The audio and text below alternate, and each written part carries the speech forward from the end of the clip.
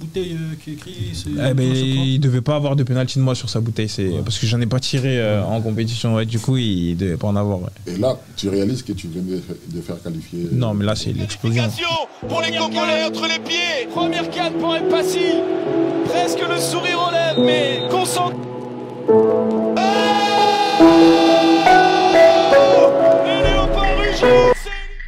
C'est contre le Gabon. Gabon. Contre le Gabon à France. Surtout, faut signaler le match aller. Jusqu'à présent, j'ai toujours mal. Ah ouais. J'ai toujours mal parce que. J'étais là ou pas? Oui, j'étais là. J'étais sur le banc. Ça s'est passé? Ouais, j'ai commencé le foot en tant que défenseur central. C'est ça ma question, si je voulais demander. Mais ça me fait rire parce que même quand je rentre dans ma ville, quand je joue au futsal et tout, je déteste aller dans les buts. J'aime bien être dans le champ. Et oui, j'ai commencé les 2 premières années du coup de. Après, il y en a eu, tu vois. Il y a moi, mes potos sur Snap et tout, ils m'envoyaient des trucs des fois et tout. Et en fait, si tu veux, avant la CAN, Cédric Bakambou, il nous avait donné un conseil. Il nous avait dit, les gars, moi, j'ai l'expérience, j'ai déjà joué une CAN et tout. Je vous conseille de couper vos réseaux pendant la CAN. Ça sert à rien d'aller regarder sur Twitter ce qui se dit et tout. C'est mieux vous réactiver après la CAN. Quand t'es gardien, la prise de décision, elle est super rapide. Dès que tu décides un truc, faut le faire. Tu peux pas être entre deux. Du coup, je décide de sortir. Je prends le ballon, sauf que le mec de la Zambie me met une semelle. Pour moi, il y avait faute. Du coup, tu tombes. Oui, je tombe. Mais pourquoi tu te relèves aussitôt? C'est ça le problème. Mais parce que, écoute, pour moi, il y a faute. Oui. Et après, c'est un manque d'expérience. La seule erreur que tu peux dire, et le coach, il me l'a dit après le match, c'est que j'aurais dû rester au sol. Mais moi, j'ai crié. C'est là, on nous fait. Mais pourquoi ça? Là, mais est-ce que tu sais que si on l'a laissé, bah, on va arrêter, match. Ouais, non, ouais, mais regarde, non, mais attends, mais je te raconte jusqu'au bout. Je te raconte. Et t'es là, tu rentres, il y a l'hymne national. Et je la connaissais pas déjà à l'époque, l'hymne, mais je l'ai toujours trouvé bien. Ouais. Et je la chantonnais dans ma tête, tu vois. Poser tellement de questions. C'est vrai, avec chez Rodez, en fait, tu jouais presque tous les matchs, tu étais titulaire. Mais jouer face Joël Kiasumboa, qui était titulaire en équipe nationale, il n'avait même pas de club. Ça te faisait comment, en fait, quand tu voyais ces genres de choses? T'es pas son beau-fils? Non. Non. Arrête. Non. C'est les réseaux, ça. Ah non. C'est les réseaux. Mais pas si vous container. Surtout un container. Mon président. Mais 77 17. En tout cas, tu es au fait, ça ne pas.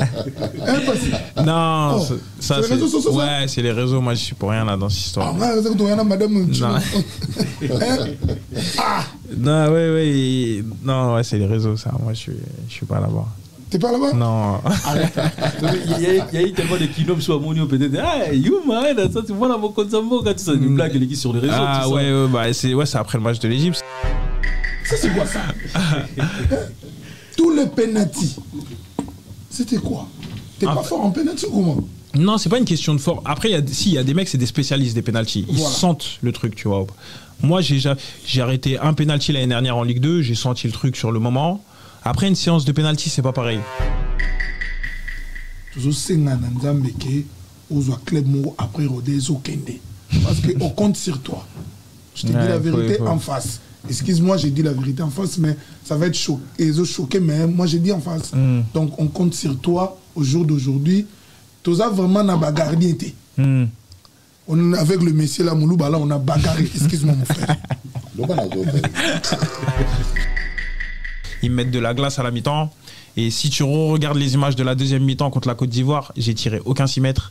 J'ai relancé que court à côté de moi et je boitais de fou. J'ai joué sur une jambe, clairement, la deuxième mi-temps. Mais avec l'adrénaline, tu le sens pas forcément. Mais après le match, c'était super compliqué. Je suis rentré en club. C'est ça. Dans le foot, c'est ce que tu apprends. Hein. Quand tu peux pas gagner un match, faut garder le point du nul. Mais ouais, là, il y a eu ce moment, ce corner. Et quand on perd ce match, je commence à avoir des coups de fil. On est Moutunayo, on est gardien, on est passé. Le Congolais, il est comme ça. Hein, mais même moi, j'ai été comme ça, un supporter devant ma télé quand je regardais.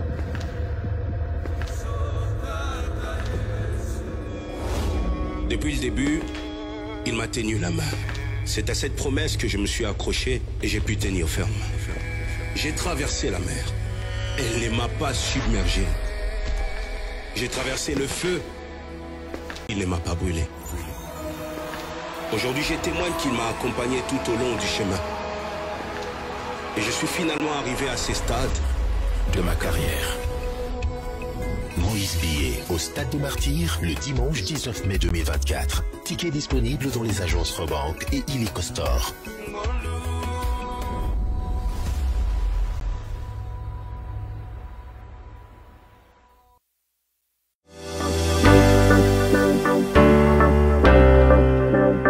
La maison Hostel Mac. Pour tous vos événements, mariage, anniversaire, baptême, baby shower et autres. La maison Hostel Mac est là pour réaliser et personnaliser tous vos gâteaux selon vos thèmes et vos envies. La maison Hostel Mac, située en région parisienne, mais se déplace partout en France, en Europe ou en Afrique pour vous apporter son savoir-faire. Réservez dès à présent vos dates, car les places sont très limitées. Contactez la maison Hostel Mac au numéro affiché ou sur Instagram. Hostel Mac ou Facebook, Olivier Moukoko. Hostel Mac, c'est les goûts avant tout. Votre pâtisserie Hostel Mac. Olivier Moukoko.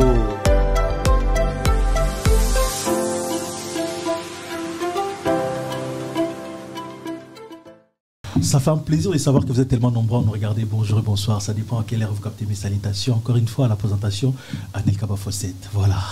Parlons sport. C'est vraiment sur un fan d'un plateau parce qu'il y a tellement placement on a cette l'ingité ceux qui nous ont un plateau. Et un grand merci à vous tous qui nous regardent en ce moment. Un grand merci parce que vous êtes tellement belle à la vie. Sur vos commentaires, vos partages, vos appels. Ça va tellement bien. Parlons sport, tout ça. Comme vous le savez, aujourd'hui, on a une invitée spéciale. Spécial, pourquoi? Parce que à l'international, moi, on a beaucoup partagé plateau ensemble. Mais comme vous le savez, pourquoi pas dire un grand merci surtout à mon équipe technique, Gislain Massamba qui est derrière la caméra. Un grand merci à toi et surtout Michel Combe Aigle. Un grand merci, Simpson et Célie. Touche finale, hein, sans Marabignon Sogitoko, c'est grâce à toi. Et comme vous le savez, Lélo, je suis toujours habitué d'être avec mes collaborateur de travail dans l'émission. Pour commencer, Fiston Mani Sazana Bisokoto. Fiston Mani, un grand garçon, comment vas-tu? Ça va frère, ça va. Ça va, je me porte trop bien. Oui. Je suis là, ça va. Veka Kalala, maître Salopard. Bonsoir à tout le monde, content d'être là. Et salutations aux gens qui nous aiment. Je pense qu'on va passer des super moments ici. Voilà, le jour de moins spécial parce que tout ça dans le tribunal. Lionel passe les oiseaux les canards tribunal. Lionel Passinzo est un gardien de but congolais né le 1er août 1994 à Meaux. Il débute sa carrière dès son plus jeune âge à l'US Torcy 2001 à 2009, puis rejoint le Paris Saint-Germain de 2009 à 2012, en passant par Toulouse FC de 2012 à 2015. En 2016, il signe à Rodez, puis continue sa carrière. En 2022, il décide fièrement de représenter ses origines en tant que gardien de la République démocratique du Congo. Voici notre invité. Lionel passe les oiseaux les canards tribunal. Dans la tribunal, c'est vrai, il y aura tellement Massolé Belé Tourbé Tanaï, mais restez branchés parce qu'il y aura à boire et à manger dans cette émission. La ville est calme. La ville est calme. Ça fait tellement plaisir. Pour commencer, notre invité, Lionel Passi. Bonsoir tous les auditeurs de Congo Mikili. Ouais. Bonsoir. Les grands Djogo. Toza, hein. Ouais. Ça fait plaisir. Ah, Oloba Linga là bien, tout ça, Koloba. Ça va. Je peux m'exprimer, je comprends, mais ouais, je peux m'exprimer. Voilà, on va être un peu bilingue. Bilingue parce que cette émission est faite spécialement pour la communauté lingalophone. Hein. Lingalophone, c'est vrai. Ça fait comment, Fiston Menzormona, Lionel Passi devant Bissot? Non, mais moi, ça fait plaisir de voir M. Passi devant moi. Moi, déjà, le numéro émission de l'on bien le numéro 1. Parce que je suis le numéro 1 et à Congo. Ça fait plaisir. Il y a à boire et à manger, la ville est calme. Donc, Gango Lazawana. Et c'est donc vous avez le numéro 1, le numéro 2, le numéro 3. Tichen et Hollanda. A plus plaisir à trop parce que va comprendre que les sons écoutent. Bolé moi comprendre habiter il faut aller dans le tribunal. Moi de voiture bagaza rapporte to yambagole. Donc ça se montre que c'est la fête. Ouais. Voilà. Avec plusieurs fois là garder tout ça en face nabi sur le. Oui, mais on est content. Et merci surtout à Lionel d'avoir accepté notre invitation parce que ça faisait un moment où on le voulait. Et là, en plus, il est gentil, il est poli. Il a accepté notre invitation et je pense qu'on aura des trucs à lui demander parce qu'il doit nous éclairer sur certains trucs aussi. Et voilà, mais on est content de t'avoir parmi nous. Merci, moi aussi, je suis très content d'être là. La santé, ça se voit déjà, ça va? Ouais, tout va bien, grâce à Dieu, Dieu merci. Là, je suis blessé, mais là, la récupération se passe super bien. Je récupère très bien et je serai vite de retour sur les terrains. Ça sera pour quand le retour? Moi, j'espère pouvoir revenir pour le début de la saison prochaine. Okay. Après, faut que j'écoute mon corps aussi. Mais là, on évolue très bien. Je plie bien le genou, je marche en béquille. Et j'ai un contrôle là avec le chirurgien à la fin du mois. Et normalement, fin du mois de mai, je repars en réathlétisation 3 semaines. Mais non, mais franchement, ça va. Je suis content. Ça fait plaisir, surtout que vous partagez plateau, même plateau dans hein, parce que c'est vrai, tout le cas, un grand merci surtout à Cédric. Hein, donc, ça fait tellement plaisir aux fans d'Arobé Tamasola Ballon. C'est vrai, vous savez quand même, moi, on a Torcy formé la Torcy. Après un moment, Paris Saint-Germain, et ils allaient raconte-nous un peu les cas de formation et les cas de gagner. Bah ouais, c'est comme tu as dit juste avant, j'ai commencé le foot à Torcy à 6 ans. Ouais. Dans ma tête, je voulais pas forcément être footballeur professionnel, mais je kiffais le foot comme tous les jeunes, tous les jeunes qui commencent à jouer au foot. Et du coup, je suis resté à Torcy jusqu'à mes 15 ans. Le PSG est venu me chercher à 15 ans. Ils étaient venus, Cédric pourra en être témoin, je crois qu'il m'a suivi depuis mes débuts. Ils étaient venus me voir l'année des 14 ans à Torcy. Ça s'était pas fait l'année des 14 ans. Et l'année d'après, du coup, ils sont revenus. Et en fin de saison, je me suis engagé avec le PSG. Du coup, je suis rentré au centre de formation là-bas. Pour moi, c'était un truc de fou. Pour un petit de la région parisienne qui rentre au centre de formation à Torcy, je me rappelle, j'étais venu au collège avec mon contrat et tout. J'avais montré à tout le monde, regardez, j'ai signé au PSG et tout. Tout le monde était content. Du coup, j'ai fait 3 ans là-bas en formation et ça m'a beaucoup appris le PSG. Je me rappelle, Cédric, mon cousin venait souvent sur les matchs, même quand on jouait à l'extérieur. Et le PSG, ça n'a pas été simple. Déjà, tu arrives dans le meilleur centre de formation du monde. Moi, je me rappelle ma première séance d'entraînement là-bas. Je croyais que les mecs, ils étaient en Ligue 1 tellement ça allait vite. Et c'était une formation très, très enrichissante et ça n'a jamais été simple. Il y avait beaucoup de concurrence. J'étais en concurrence avec Mike Maignan, qui est maintenant en équipe de France, et Alphonse Areola. J'ai 1 an de moins qu'Alphonse et 1 an de plus que Mike. Du coup, il y avait pas mal de concurrence, mais c'était une belle expérience. En tout cas, ça fait plaisir. Oui, je veux savoir, quand tu dis les PSG viennent les chercher, ça s'est passé comment? Ils viennent à la maison ou... Non, en fait, si tu veux, quand j'étais à Torcy, il y avait un partenariat entre le PSG et l'US Torcy. Comme c'était un club qui sortait pas mal de jeunes. Et l'année où je jouais en 13 ans DH, ils étaient venus me voir pendant des matchs. Ça veut dire, venir te voir, ça veut dire il y a quelqu'un qui... Ouais, il y a le responsable du recrutement de la formation du PSG qui était venu sur un de nos matchs et qui, je sais plus s'il était passé par moi ou par le coach ou par ma mère. Et il était venu dire qu'il était intéressé. Du coup, à la fin de cette saison, ça s'est pas fait. Mais l'année d'après, nous, on était montés en 14 ans fédéraux et on avait une super génération à Torcy. On avait fini 2e. Et là, par contre, à la fin de cette année-là, les discussions, elles ont été vraiment concrètes. Et je m'en rappelle, je crois qu'on avait... Ils étaient venus à Torcy, on avait signé un papier à Torcy, on avait fait la photo à Torcy, mais c'était le responsable du recrutement du coup. Et ils ont ramené quel discours? C'était un discours en mode on aime bien les qualités de Lionel, je pense que c'est un joueur qui pourrait convenir aux qualités qu'on recherche pour entrer au centre de formation au PSG, et ça s'est fait naturellement à l'époque. Pourtant moi j'ai jamais été un gardien ou un joueur qui était pétri de talent. J'ai toujours bossé, j'ai toujours été chercher les choses. Et même au PSG, je me rappelle en 13 ans première année, c'était à l'époque où il y avait Paul Pogba, lui qui était en 2e année et qui jouait en DH. Moi, je jouais en excellence première div. Et ça s'est joué à rien pour que je puisse jouer en DH l'année d'après. Mais j'ai jamais été le joueur qui avait des grosses qualités ou qui était un phénomène, quoi. D'accord. Et en fait, j'ai appris par les biais de ta mère que tu étais un joueur de chant. Ouais. Et ces transitions, comment ça s'est passé? Ouais, j'ai commencé le foot en tant que défenseur central. C'est ça ma question, si je voulais demander. Mais ça me fait rire parce que même quand je rentre dans ma ville, quand je joue au futsal et tout, je déteste aller dans les buts. J'aime bien être dans le champ. Et oui, j'ai commencé les 2 premières années du coup de 6 à 8 ans défenseur sur le terrain. Et la première année de poussin, je me rappelle, on va pour le premier match de la saison et le gardien ne vient pas. Ouais. Et le coach ce jour-là, il dit s'il n'y a pas de gardien, on ne joue pas. Et moi à l'époque, j'étais un foot, je ne pouvais pas ne pas jouer le match. Du coup, j'ai été dans les buts et je suis resté. Hein. Et c'est parti de là. En plus, on en a parlé là récemment avec mon père et il s'en rappellera toujours. J'avais été au but, on avait fait un match de fou, j'avais gagné. Je m'étais plus dans le but en fait. Et je me suis dit pourquoi pas. Je suis resté de fil en aiguille. Et après c'est parti hein, de là. D'accord, Lionel, moi je voulais demander, là quand tu es parti à Paris Saint-Germain, le bon souvenir à Paris Saint-Germain, c'était quoi? Les bons souvenirs au Paris Saint-Germain, c'est déjà t'arrives au PSG, t'as tout, t'arrives, on te passe une valise, il y a toutes les affaires. Ça a changé un peu. Ah oui, ça. Par rapport à Torcy. À Torcy, je venais avec mes affaires. Mais même en termes d'infrastructure et tout, les terrains, la manière de s'entraîner, on s'entraînait tous les jours. Au début, le changement, il était un petit peu radical. S'entraîner tous les jours à haute intensité, c'était dur de trouver le rythme. Mais une fois que j'étais dans le rythme, c'était bien.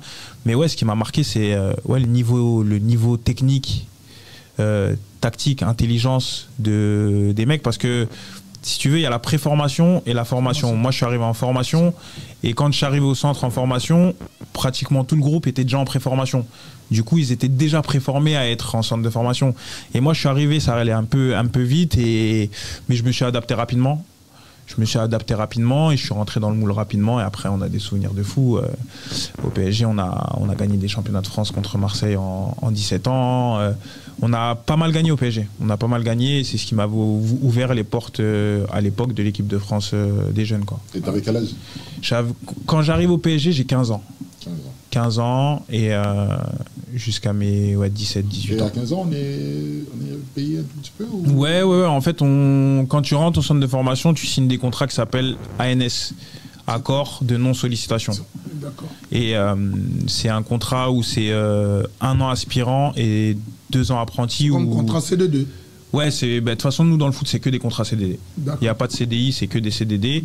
Du coup, tu signes ce genre de contrat et oui, tu touches de l'argent. C'est quoi le contrat? ANS, accord de non-sollicitation. C'est-à-dire, un autre club n'est pas désollicité. Ouais, voilà, c'est ça.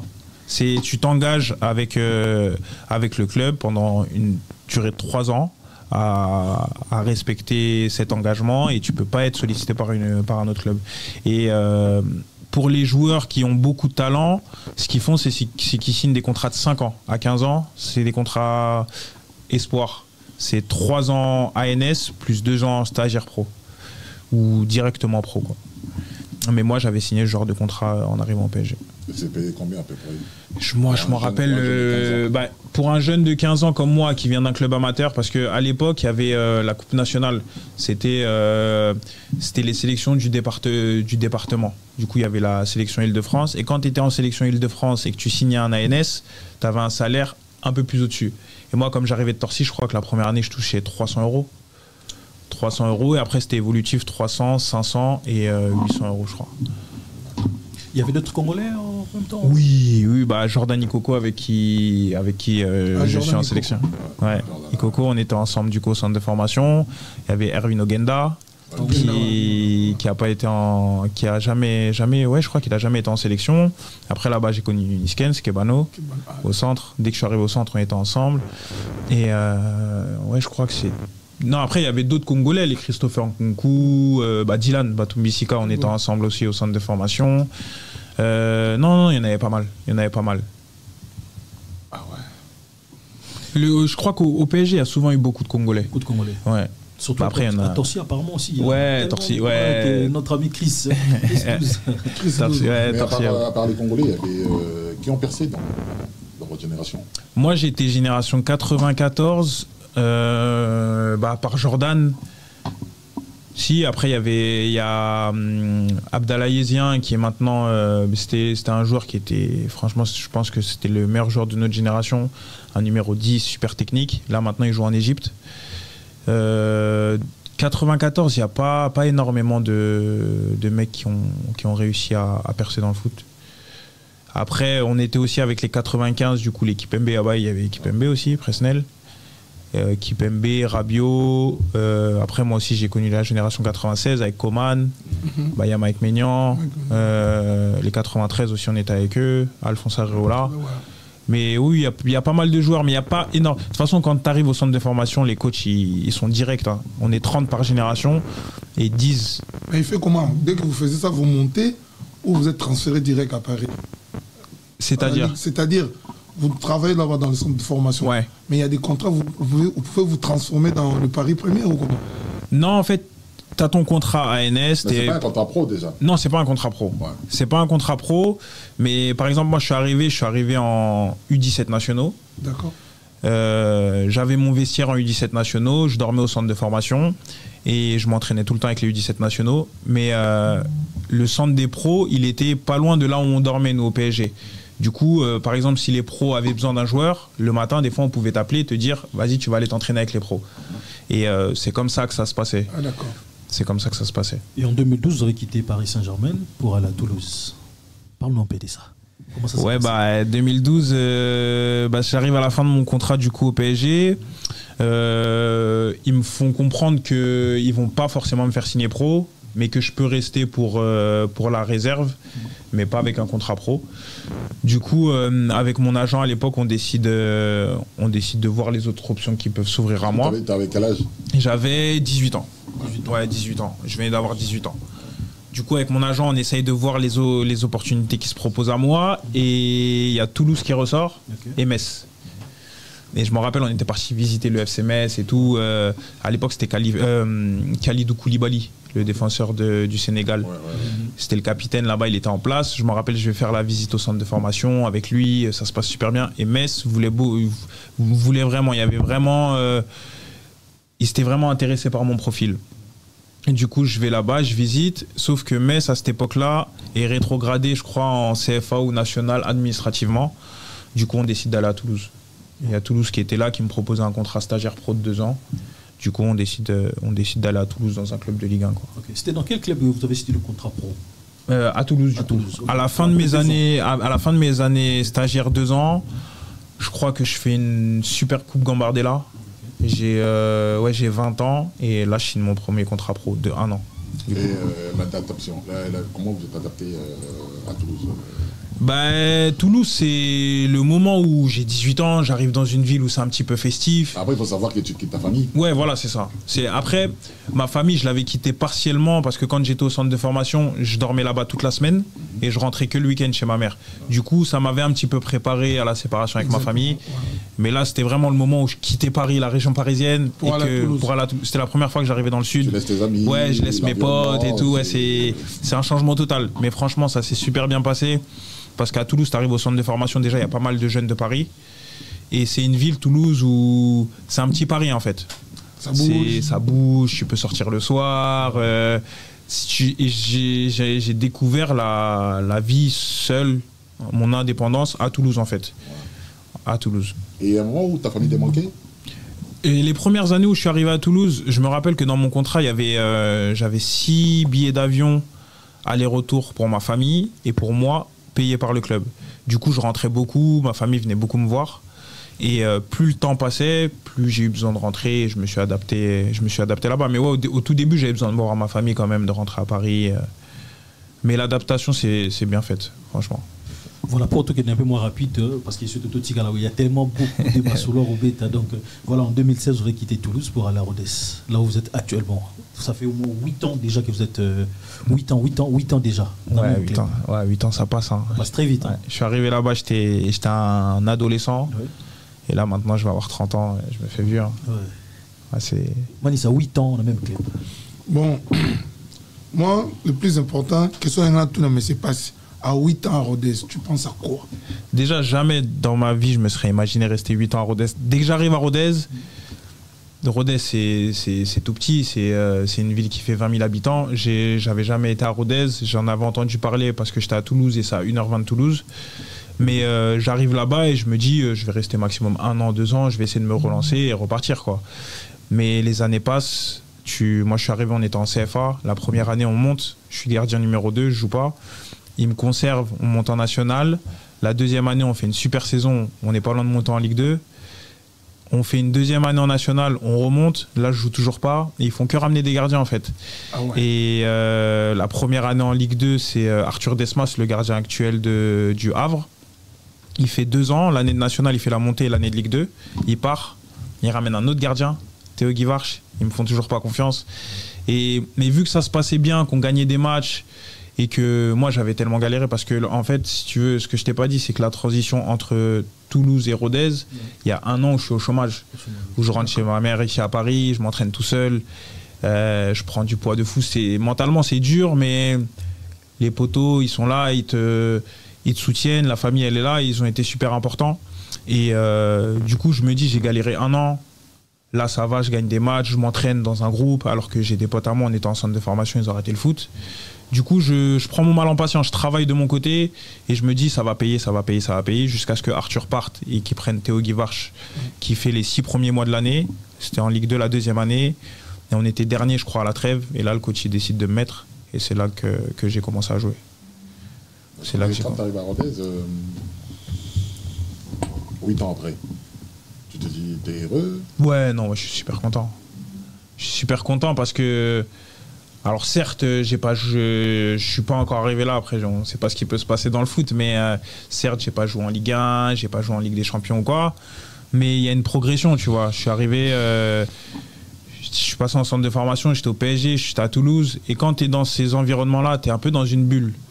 Tu penses qu'à la Ligue 1, et arrivé à Rodez, ça m'a mis une petite claque en fait. Je suis redescendu, j'ai travaillé à Rodez, j'ai été surveillant dans un lycée, et tu te dis que la vie c'est dur en fait. Ouais. En fait, la vie c'est. Quand tu es au centre de formation, tu as tout, on te paye tout, on te fait tout, on lave ton linge, tu as tout, on prend tout en charge, on s'occupe de tout. Et là, c'était vraiment le retour à la réalité et ça m'a fait redescendre sur terre. Tu jouais à Rodez? En même temps, tu travaillais. Ouais. Ben, c'était quand on était en national, j'avais pas de contrat professionnel. Du coup, j'avais un contrat amateur. Du coup, je pouvais me permettre de cumuler 2 travails. Et ouais, j'étais surveillant dans un lycée et je travaillais de nuit. Je surveillais de nuit, je faisais 2 nuits par semaine et ça se passait super bien. Ça m'a permis de voir autre chose, de vraiment me confronter au monde du travail et ça m'a aidé en vrai. Ça m'a aidé à tenir quand j'étais numéro 2 et quand je jouais pas et quand il y a des moments difficiles, quoi. Mais c'est pas si là maintenant, tu as quel âge? Tu as 30 ans? Là, je vais avoir 30 ans en août, le 1er août. Ouais. Après 8 ans à Rodez, là maintenant, tu penses à quoi? Tu vas jouer toujours là-bas ou tu vas changer de club? Bah, là, à l'instant T, déjà, je pense à revenir de la blessure. D'accord. Je pense à ma santé. Après, il me reste 1 an de contrat à Rodez jusqu'en 2025. Et 1 année en option jusqu'en 2026. Et après, on verra ce qui s'offrira à moi. On prendra le temps de se poser et discuter. Parce que j'ai eu des discussions pour pouvoir partir de Rodez, mais il n'y a jamais eu d'offres concrètes ou de. Et avec l'expérience, j'ai appris que quand tu te sentais bien dans un endroit, fallait rester. Parce que des fois, l'herbe, elle n'est pas plus verte ailleurs. Tu te dis, ça va être mieux là-bas. Alors que toi, en fait, tu es dans des bonnes conditions. Et donc, pour le moment, j'espère revenir vite de ma blessure, de plus avoir de douleur au genou et là on pourra voir ce qui se passera dans l'avenir. Et la blessure, ça fait longtemps que je la traîne, c'est chronique. C'est pour ça que je te dis que le foot c'est super dur. Je pense que ça date du PSG, du centre de formation, on s'entraînait beaucoup sur synthétique. Ah ouais. Et du coup c'est un truc qui est chronique au niveau du genou, qui me gêne depuis super longtemps. Toutes les fins de saison, là depuis que je commence à jouer, je devais aller à Toulouse pour me faire des piqûres. Ça s'appelle des piqûres de PRP pour essayer de soigner mon tendon. Et là, avec la canne et l'enchaînement des matchs, mon tendon, il n'a pas supporté. Du coup, ça m'a fait un arrachement osseux. Et t'as opéré? Ouais, je me suis fait opérer le 26 avril. Ça, c'est super. Le 26 février, pardon. Ça s'est super bien passé. Le chirurgien était content. Et on est confiant, du coup, pour la suite, pour mon retour. Tu dois manger pour que ce ne soit pas avant la canne? Non, avant la canne, ça allait super bien. On parlait pas du tout d'opération. Même pendant la canne, j'avais pas forcément le mal au genou. Ça se passait super bien. Mais en fait, quand t'es dans la canne, quand t'es dans le truc, t'es avec l'adrénaline et tout, peut-être il y a des choses que tu ressens pas. Et je l'ai senti que sur le match, le quart de finale contre la Guinée à la fin du match et la demi-finale contre la Côte d'Ivoire. Juste avant la mi-temps, je tire un 6 mètres et je sens une tension au genou. Et là, je sens qu'il y a quelque chose qui ne va pas. Je rentre à la mi-temps, je dis au coach des gardiens, Yaroba, j'ai trop mal au genou. Ouais, Yaroba Kidiaba, je lui dis j'ai trop mal au genou et tout. Il me dit n'y pense pas et tout, n'y pense pas. Ils me mettent de la glace à la mi-temps. Et si tu regardes les images de la deuxième mi-temps contre la Côte d'Ivoire, j'ai tiré aucun 6 mètres. J'ai relancé que court à côté de moi et je boitais de fou. J'ai joué sur une jambe, clairement, la deuxième mi-temps. Mais avec l'adrénaline, tu le sens pas forcément. Mais après le match, c'était super compliqué. Je suis rentré en club, j'ai dû faire des examens et là, on a vu qu'il y avait un arrachement osseux. D'accord, mais c'est pas, excuse-moi. Tu sais, aujourd'hui, tous les Congolais, ils ont besoin de toi. Ils ont besoin de vous, excusez-moi. En tout cas, avec les blessures, j'espère que, comme nous, Dinzambea Sungayo, blessure et les Kamalamu, en tout cas, toi, on a besoin de yo. Agosunga. Agosunga, d'accord. Et puis, franchement, nous, les Congolais, pensionnés en football, toujours senga nanzambe ke ozo club mo après Rodez au Kende. Parce qu'on compte sur toi. Je te dis la vérité en face. Excuse-moi, j'ai dit la vérité en face, mais ça va être choqué, mais moi j'ai dit en face. Donc on compte sur toi au jour d'aujourd'hui. Tu as vraiment na bagardier. Avec le monsieur là, Moulouba, là, on a bagarré. Excuse-moi, mon frère. On a bagarré beaucoup pour les gardiens de vie. En tout cas, souci, nous les Congolais, tous en Angoponayo, ils posent aux ongles, c'est la biso. Non, ouais, je comprends. Couleur, il y a maillot, il y a Congo, na kata motema nayo. Message de la personne en tout cas, faites le nécessaire après le blessure. Rodez. Et si on monte en Ligue 1 avec Rodez? Ah, voilà. Merci beaucoup. Parce que là, moi, ça fait 8 ans que je suis à Rodez. Là, ça fait 5 ans qu'on est en Ligue 2. Pendant 4 ans, on a toujours joué le maintien à la dernière journée où ça a souvent été des saisons compliquées. Et là, c'est vraiment la première saison où on est à l'aise, on est bien placé. Ah, d'accord. Et là, il reste 7 journées et on ne sait pas ce qui peut se passer. Là, mais on était 5e avant cette journée. Là, on a perdu hier à Caen.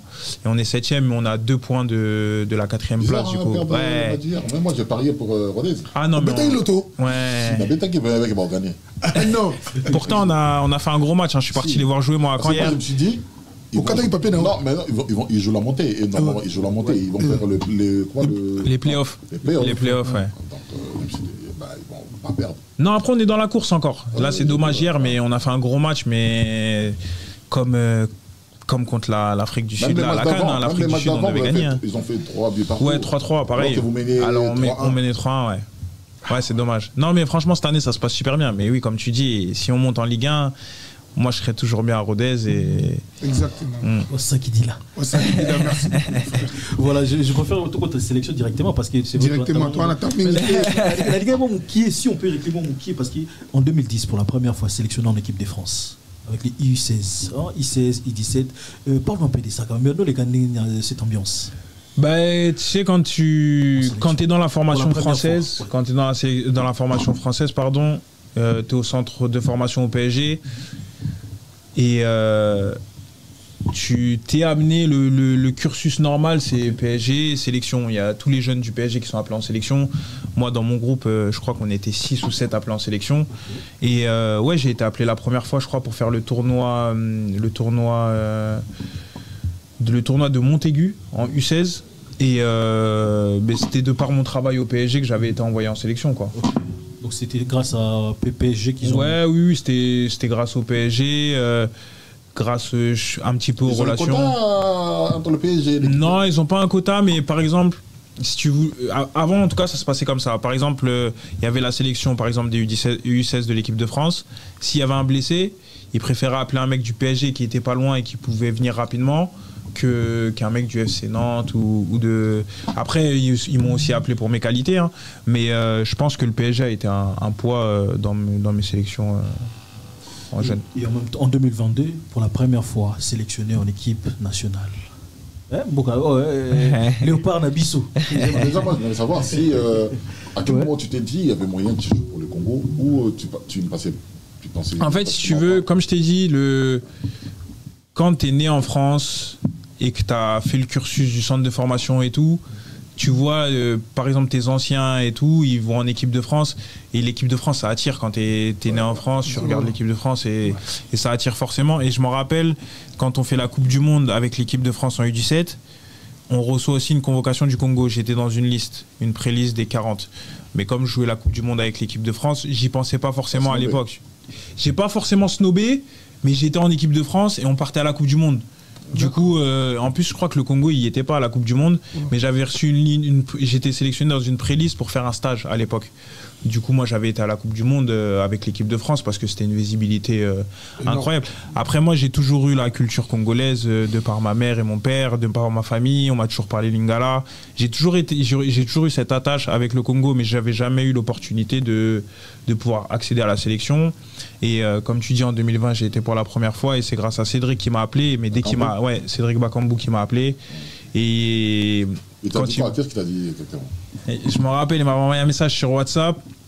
Il m'avait dit, parce qu'on avait un coéquipier en commun qui jouait avec moi, Rodez, qui est de Vitry, parce que Cédric, il est de Vitry-sur-Seine. 94. Ouais, c'est ça. Et Papis, il lui a donné mon numéro. Cédric, il m'écrit, il me dit, ouais, Lionel, salut, c'est Cédric, je t'écris par rapport à la sélection. J'aimerais qu'on s'appelle. Et il signe Bakagol. Du coup, après, il m'appelle et il m'explique qu'il y a une sélection au mois de juin. On devait être au mois de mai ou avril. Il y a une sélection au mois de juin et qu'il n'est pas super d'accord de la liste qui a été faite. Et lui, à l'époque, il avait dit au sélectionneur qu'il ne viendrait pas s'il ne faisait pas une équipe cohérente, quoi. Et du coup, il avait cité mon nom. Et moi, sans hésiter, j'ai dit oui. Sans hésiter, j'ai dit oui. Avant, tu as discuté avec ta famille avec ça ou... Ouais, j'en avais discuté avec ma famille, j'en avais parlé avec ma mère. Et ma mère, vu qu'elle connaissait la sélection, elle savait comment ça marchait et tout, au tout début, elle n'était pas trop chaude. Elle me disait, t'es sûr tu vas aller en sélection et tout, nana. Moi, je lui disais, maman, je fonce. Là, je joue depuis 3 ans. Et c'était le seul moment où je pouvais être amené à aller en sélection, en vrai. Parce qu'avant ça, j'étais au centre de formation à Toulouse, je jouais pas, je jouais en CFA2 ou je jouais pas. Avant ça, j'étais au PSG, je jouais en 17 ans nationaux, je jouais pas en pro. Et là, c'était vraiment le moment où je pouvais y aller, je pouvais représenter le Congo.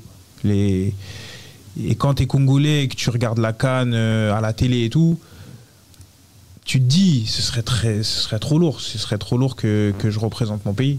Et c'est arrivé. Voilà, en sélection 2022.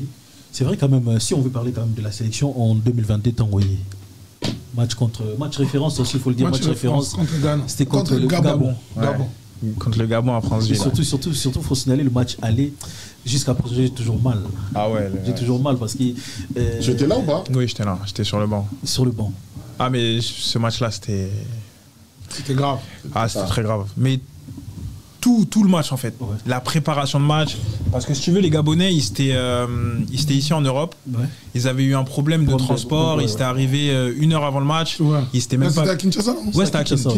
Ils étaient arrivés à 1 heure avant le match, on savait même pas si le match allait avoir lieu, ils sont venus, il leur manquait tous leurs meilleurs joueurs, je crois qu'ils sont venus avec un groupe de 16, ils n'avaient pas d'équipement, ils n'avaient pas de coach. C'est le coach adjoint qui a coaché. Et nous, je me rappelle que ce jour-là, on était à l'hôtel avant le match, mais on ne savait pas si le match allait jouer. Certains disaient que ça allait jouer, certains disaient que ça allait pas jouer, que les Gabonais allaient pas venir. Et ce jour-là, ils nous ont battu 1-0. Mais à domicile chez nous. Et c'était vraiment humiliant, tu vois. Et moi, je me rappelle. Ils sont arrivés en retard en plus. Ils sont arrivés en retard. Nous, on était déjà à l'échauffement. Ils sont arrivés. Ils n'avaient pas leurs équipements. Ils changent, c'est malade. Ils changent. Ouais, c'est ça. Ils se sont changés. Même peut-être ils se sont changés dans le bus. Ils sont venus direct à l'échauffement. Et ils nous ont battu 1-0. Et là, ouais, t'as vraiment ce sentiment de honte, tu vois. Même nous, sur le banc, on pétait les plombs. On pétait les plombs. T'avais qu'une envie, c'était rentrer sur le terrain et pouvoir aider l'équipe, tu vois. Et ouais, c'était dur. Le match contre le Gabon, à l'aller, c'était dur. Eux, ils avaient fait un match, ça avait été des soldats. Tu sentais qu'ils se battaient pour leur pays. Tu vois ou pas? Et ils nous avaient mangé ce jour-là. Je me rappelle de Poko, ils jouaient partout. Alors que les mecs, ils venaient de faire 8 heures de vol en écho, serré. Et ils viennent, ils te tapent 1-0. Là, on avait touché le fond, je pense. Ah, c'était honteux. Ouais, c'était chaud. T'as encore des souvenirs d'un match, Vanessa? Ngai souvenir d'un match de Yagole et Mbuyanga Mabe. Comment les gens bakoya Gabon baye na cascade, bakomi kin et puis monter ba ofumule la bango nzela. Bakiti na aéroport ya non, justement, ce jour-là, ils avaient eu des complications à l'aéroport. Ils avaient fait exprès de les faire traîner à l'aéroport. Il y avait eu des complications. Et Ouais, ils sont venus, ils nous ont battu 1-0. Et ils sont venus, ils ont célébré, ils ont crié.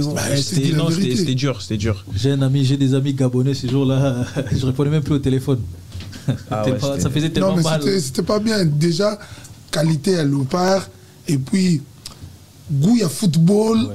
Gabon, Arouya, Bongoté, Azobiso, Point na Congo. Impossible. Babetiso qui. Babetiso pété.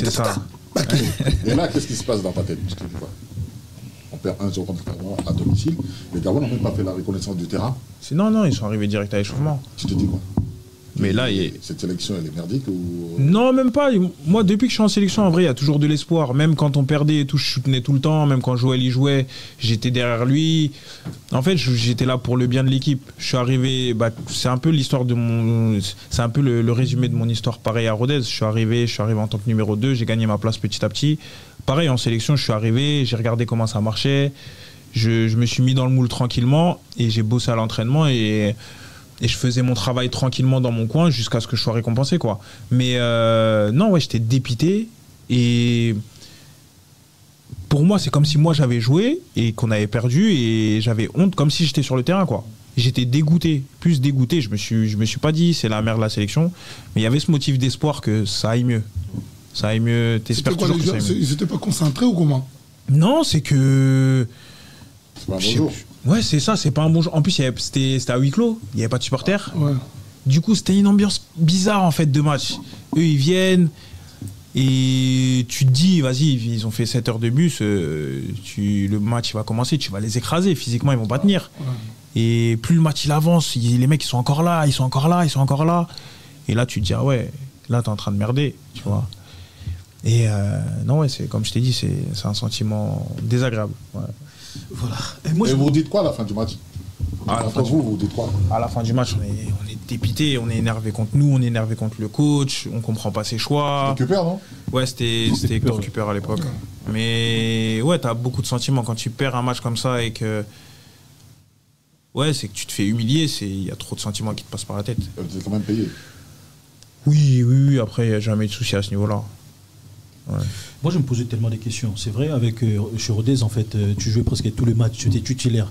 Mais jouer face Joël Kiasumboa, qui était titulaire en équipe nationale, il n'avait même pas de club. Ça te faisait comment, en fait, quand tu voyais ces genres de choses?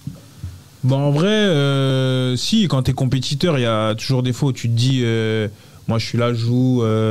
Joël, il n'a pas de club, mais c'est lui qui joue. Après, franchement, comme je t'ai dit, je suis arrivé en sélection.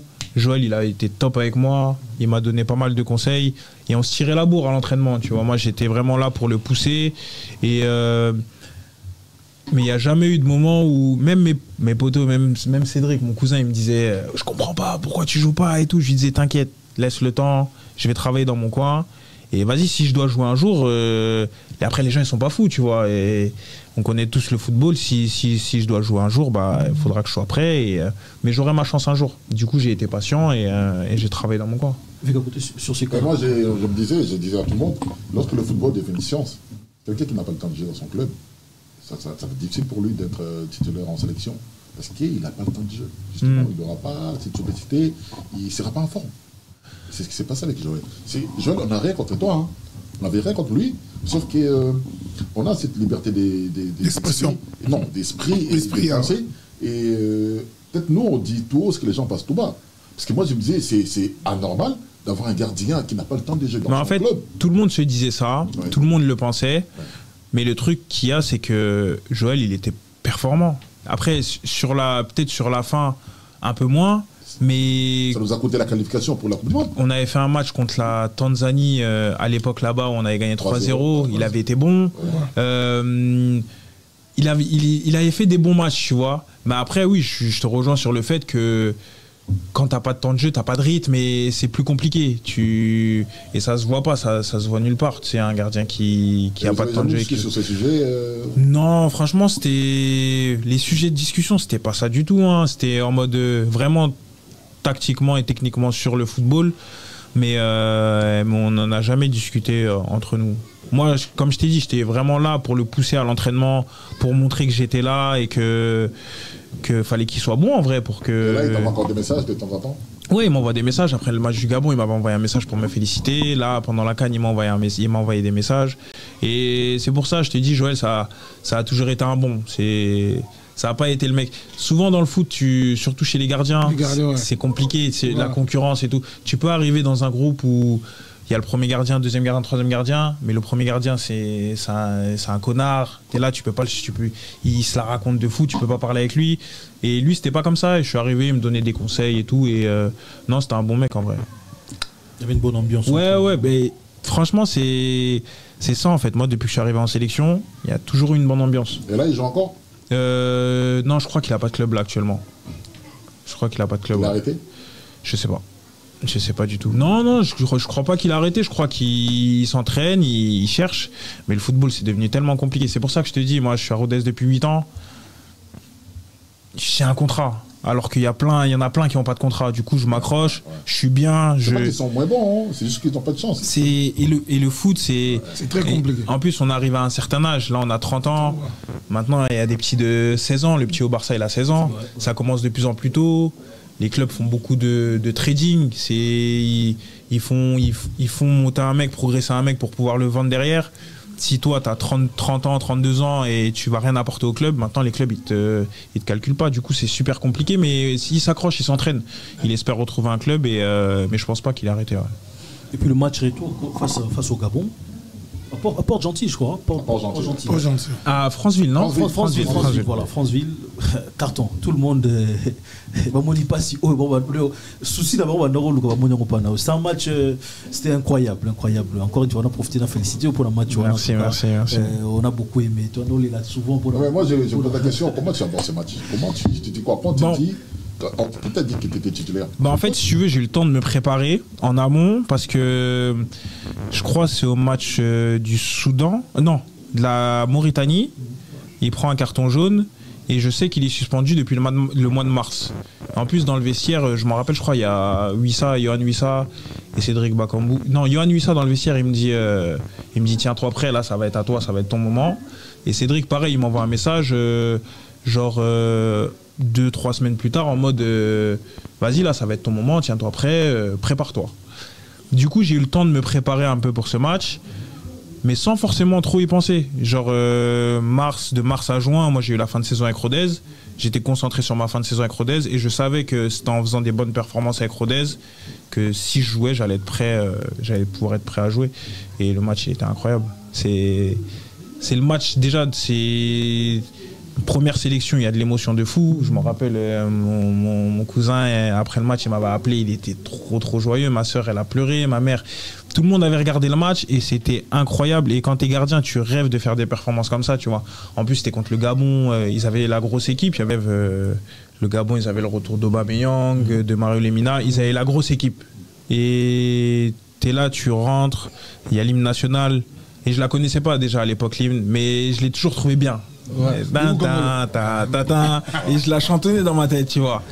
Et tu rentres sur le terrain, début de match, t'es dominé.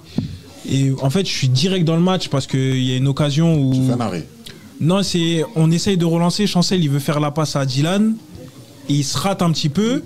Et moi, je sors dans les pieds. Et je crois que c'est Denis Bouanga qui vient et qui frappe. Et je tacle dans ses pieds. Ça, c'est la première action et ça me met dans le match directement. En fait. Directement. Et après, je fais 2-3 arrêts et on réussit à marquer 2-0. Et l'ambiance était incroyable. Quand tu marques, c'était une explosion de joie, tu vois.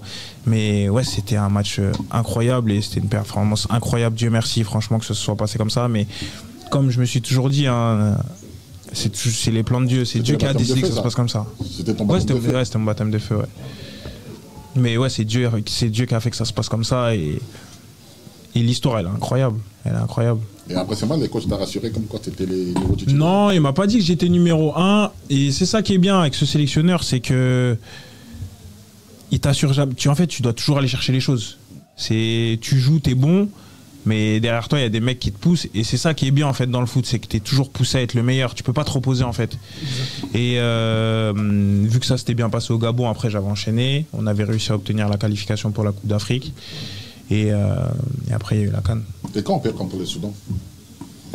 Pour les qualifications pour la Coupe du Monde? Ouais. C'était toi? Ouais, c'était moi. J'étais énervé contre toi. Hein. Ouais, même moi, nous, tu crois que moi, j'étais pas énervé contre moi? Pourquoi t'as fait ça? En fait, c'est même pas contre moi. Pourquoi t'as fait ça? En fait, si tu veux, il y a un corner. Ouais. Déjà, le match du Soudan, c'est un match, tu joues, c'est délocalisé. Non, mais c'est à Benghazi. Ouais. C'est à Benghazi, t'es dans un petit stade. Eux, il y avait des supporters du Soudan, il y avait pas mal de supporters du Soudan. Du coup, eux, ils s'étaient poussés. Et t'as la possession, tu domines le match. Mais eux, je me rappelle, ils ont une grosse occasion en première mi-temps de la tête. Et tu sens que t'arrives pas trop à marquer. Et on savait qu'il était dangereux sur coup de pied arrêté. Du coup, il y a le corner qui est tiré. Et dans tes 5,50, moi, je suis un gardien où dans les 5,50, je sors, tu vois. J'essaye de m'imposer. Et le corner, il est tiré. Et juste avant, je crois qu'il y a un changement qui nous déstabilise un petit peu en termes de placement de joueurs sur corner. Parce que quand tu commences le match, avant le match, tu as la causerie d'avant-match, et tu as des mecs qui sont placés au premier poteau, tu as les mecs qui sont au marquage, et tu as un mec qui est en zone trajectoire. Et là, juste avant le corner, il y a eu un petit moment de flottement où il y a eu un changement. Du coup, ça a changé un petit peu. Du coup, juste avant le corner, on ne savait pas qui était où. Et il y a le corner qui est tiré. Moi, je sors du coup des points pour soulager mon équipe. Et je dégage des points, sauf que je la dégage, je la prends pas bien.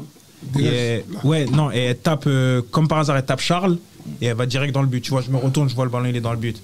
Et j'étais dépité, mais après, c'est des choses qui arrivent. On me demande de sortir, je sors et je suis là pour ça, tu vois. Après, ça arrive, hein. Le football, c'est fait d'erreurs.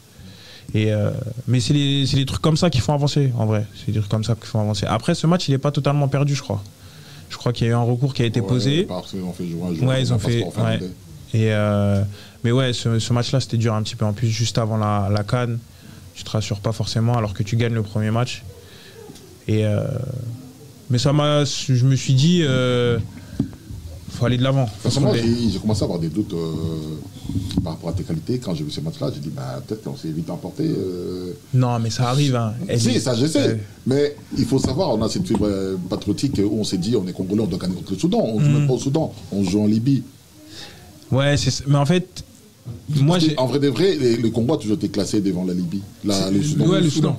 Non, mais le foot, il a beaucoup évolué. Et moi, j'ai appris ça depuis que je suis en sélection. C'est dur de jouer en Afrique.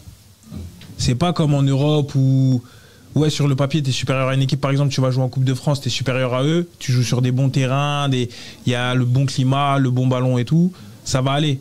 Là-bas, il y a trop de choses qui entrent en compte. Les terrains, les conditions atmosphériques, les ballons, c'est pas les mêmes. L'adversaire, c'est pas les mêmes. Et en Afrique, les sélections, elles progressent. Là, on l'a vu pendant la CAN. Il y a des petites nations qui sont parties super loin, tu vois. Et tout le monde travaille, tout le monde commence à travailler avec la vidéo, tout le monde. Mais ouais, c'est vrai que c'est un faux pas. T'aurais dû gagner ce match-là. Mais comme je t'ai dit, ouais, quand t'es gardien de but, de toute façon, t'es toujours amené à faire des erreurs. Et tu étais conscient que c'est peut-être un peu grâce à ta faute qu'on a perdu ce match? Bah non, parce que je me dis que sur ce match-là, on a eu plein d'occasions. Un gardien, quand il sort, tu fais une erreur, on va dire c'est de sa faute.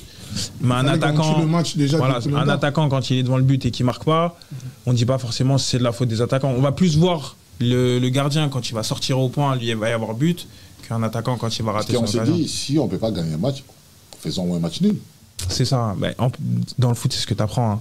Quand tu peux pas gagner un match, faut garder le point du nul. Mais ouais, là, il y a eu ce moment, ce corner. Et quand on perd ce match, je commence à avoir des coups de fil. Comment est Moutunayo? Comment est gardien Nayo? Comment est passé? Le Congolais, il est comme ça. Hein, mais même moi, j'ai été comme ça, un supporter devant ma télé. Quand je regardais la CAN et tout, t'es comme ça. En tant que supporter, c'est comme ça.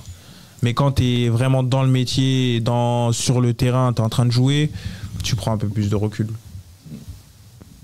Et là, ça y est. C'est bon? Ouais. Bah regarde, t'as vu, il y a eu la CAN, on a fait un super parcours. Ouais. Certes, il y a eu des hauts et des bas, mais dans l'ensemble, on a fait un super parcours et ça s'est bien passé. C'est les matchs contre la Zambie. Oui, bien sûr, tu peux. Les matchs contre la Zambie, on arrive à San Pedro, on était à la bourre, hein. On arrive, il faisait chaud. C'était loin. Il faisait chaud. Hein. Il fallait marcher, on arrive. Quelques minutes après, qu'est-ce que tu nous fais? Qu'est-ce que tu nous fais? Mais tu vois, c'était quoi en fait là-bas, c'était quoi? Ouais, je vais te raconter. Non, mais je vais te raconter. Ouais. Parce que tout le monde dit une erreur. Ouais. Mais en vrai, c'est pas une erreur. Moi, tous les week-ends, je. Et même ton frère a reconnu l'erreur. Ton frère a reconnu, ouais. Non, moi, je joue tous les week-ends et c'est mon style de jeu. Je suis quelqu'un qui joue haut. Je suis un gardien haut. Je suis pas un gardien qui reste sur ma ligne. Je suis un gardien qui va soulager ma défense. Dès que ma défense elle est prise, je coupe les actions dans le dos. Tu vois. Par exemple, pour revenir au match du Gabon. si je suis un gardien qui suis sur ma ligne, la première passe où Chancel la rate, je suis pas à temps pour contrer le mec en taclant, tu vois. Et du coup, ouais, moi je suis un gardien qui sort beaucoup. Et sur ce match-là. Ouais, peut-être parce que j'ai une âme de défenseur, mais parce que j'ai un profil aussi où je suis pas super grand. Je suis un gardien, je suis assez dynamique, assez tonique. Je vais assez vite. Du coup, c'est mon style. C'est comme Anthony Lopez. Et je vais. Non, parce que Neuer, c'est un gardien grand, mais qui sort aussi. Neuer, t'as vu des Barthez, je sais plus si Barthez il sortait comme nous, parce que c'était pas le même football aussi à l'époque. Mais non, il y a Neuer et il y a Anthony Lopez en Ligue 1 par exemple. Neuer, il faisait des sorties au milieu de terrain, de la tête et tout, tu vois. Et bref, du coup, sur cette action contre la Zambie, il y a un ballon long derrière le dos de la défense et je vois que Bakay Nonga est pris dans son dos. Mais sauf que moi, comment le ballon vient il vient de là. Et je vois pas Chancel qui est là pour pouvoir couvrir, pour pouvoir être sur le ballon. Du coup, une fois que je prends ma décision, je suis parti, je peux pas m'arrêter. Quand t'es gardien, la prise de décision, elle est super rapide. Dès que tu décides un truc, faut le faire, tu peux pas être entre deux. Du coup, je décide de sortir, je prends le ballon, sauf que le mec de la Zambie me met une semelle. Pour moi, il y avait faute. Du coup. Tu tombes? Oui, je tombe. Mais pourquoi tu te relèves aussitôt? C'est ça le problème. Mais parce que, pour moi, il y a faute. Oui. Et après, c'est un manque d'expérience. La seule erreur que tu peux dire, et le coach, il me l'a dit après le match, c'est que j'aurais dû rester au sol. Mais moi, j'ai crié. C'est là, on nous fait. Mais pourquoi ça? Là. Mais est-ce que tu sais que ce rôle-là, c'est bah, go arrêter, match. Ouais, non, ouais, mais regarde, non, mais attends, mais je te raconte jusqu'au bout ce qui s'est. Je te raconte bien ce qui s'est passé. Du coup, je prends le coup, je reste au sol, je regarde l'arbitre, je dis, hey, monsieur. Et je vois le Zambien qui court vers la touche. Et moi, dans ma tête, instinct de joueur de foot, c'est ma première canne, j'ai pas d'expérience. Après, ça me servira, tu vois, pour la suite. Je me suis dit, il faut que je me relève parce que là, ils vont jouer vite. Il faut que je me relève, l'arbitre, il a pas sifflé, tu vois. Je me relève, je vois qu'il fait la touche, l'autre. Bah, tu connais les règles de football. Betty. Il pouvait pas jouer sans toi. Je me suis dit à la VAR. La VAR, il va revenir. Parce qu'il m'a vraiment mis une semelle. Moi, je prends le ballon en premier et il met une semelle sur le pied. Je me suis dit, au pire, il y a la VAR, il va revenir dessus. Après, je vois qu'il fait la touche. L'autre, il tire. On est un match à poteau. Papa Zambie. Mais après, derrière ça, parce que derrière ça, il y a la touche, le mec frappe. Et il y a Baka et Chancel dans le but. Et le ballon, il passe en dessous du pied de Baka. Parce qu'il pouvait la sortir, le ballon, il n'était pas... Même après le match, il m'a dit, putain, je suis dégoûté, c'est de ma faute, le but et tout, c'est moi, je dois la sortir et tout. Je lui ai dit, non, t'inquiète, c'est pas grave, on est ensemble. Et c'est pas grave. Mais ouais, après, c'est des choses qui arrivent. Et pour moi, en tout cas, c'est pas une erreur. Même si j'aurais pu ne pas sortir, mais c'est pas une boulette où le mec, il frappe, je veux capter le ballon rentre dans le but. Tu vois ou pas? Tu sais, le match du Gabon, tu me rassures, tu rassures le pays. C'est-à-dire, on s'est dit, ben oui, même si tu peux merder, mais tu vas pas au niveau de nous faire encaisser un but. Et même moi, j'étais énervé après le match. Même il y a ton frère, tu vois, quand j'ai parlé, il a dit, mais non, comment ça se fait? Frérot, il a merdé. Non, mais même moi, c'est ta première canne. Ouais. Je pense que le but, il a intervenu tôt dans le match. Très tôt. Je me dis, ça va pas commencer comme ça. Ouais. Tu vois ou pas? Mais après, j'ai vite switché dans ma tête en me disant, c'est comme ça, il faut aller de l'avant, remets-toi dans ton match. Le match, on va le gagner, on était supérieur aux Zambiens. Normalement, ce match, on doit le gagner 4-1. On était dans la surface tout le match. Mais c'est une bonne entrée en matière, tu vois, parce que ça te met direct dans le bain. Et là, tu te dis, vas-y, le deuxième match, tu joues contre le Maroc. Là, par contre, il va falloir être présent. Et ma mère, je me rappelle, elle m'a appelé. Hein. Elle m'a dit, regarde, là, les gens, ils sont tous en train de parler de toi sur les réseaux. Tu t'es fait connaître. Les gens, même s'ils sont en mal, les gens, ils ont ton nom à la bouche. Maintenant, ils vont apprendre à te connaître. Là, tu vas leur montrer ce que tu vaux. Et c'est ce qui s'est passé sur le match du Maroc. Le match du Maroc, ça s'est bien passé. Et après, il y a eu le match de la Tanzanie, où on a fait match nul. Après, il y a eu le match de l'Égypte. Pour qu'il y ait des rapides, parce que on est avant en Égypte. Ok, ouais. Maroc. Non, Maroc, c'était bon déjà. Ouais. Maroc, il n'y a rien à dire. Ouais. Est-ce qu'il voit comment il s'appelle, le défenseur parisien, là, il tire? Hakimi, quand il tire, est-ce que tu vois le ballon? Non, ça va super vite. En fait, si, je le vois. Et le ballon, il n'est pas passé loin de toi. Mais ça va trop vite, en fait. Le ballon, en plus, il fait un rebond. C'est un corner tiré. Lui, il est tout seul juste après le point de pénalty. Et ça fait en fait, ça va super vite. J'essaye de mettre la main, mais ça va trop vite. En plus, je crois qu'il y a quelqu'un juste devant moi je suis masqué un petit peu, qui la touche ou qui passe juste à côté. Et après, c'est un réflexe, hein. Mais ouais, ça va super vite. Et Lionel, excusez-moi, je voulais savoir, après le match du Maroc, il y avait un problème entre Chancel et le Maroc. C'était quoi au juste? Explique-nous. Non, il n'y avait pas vraiment de problème. Ouais, j'étais là. Mais j'ai vu. Après, moi, j'étais un petit peu loin, du coup, j'ai pas vu toute l'histoire. Mais c'est des tensions qu'il y a pendant les matchs. Les Marocains, ils n'aiment pas perdre, on le sait. Et là, ils ont vu qu'on les a vraiment chahutés. Il faisait chaud, il y avait l'adrénaline un petit peu. Du coup, les nerfs, ils sont un petit peu montés chez tout le monde.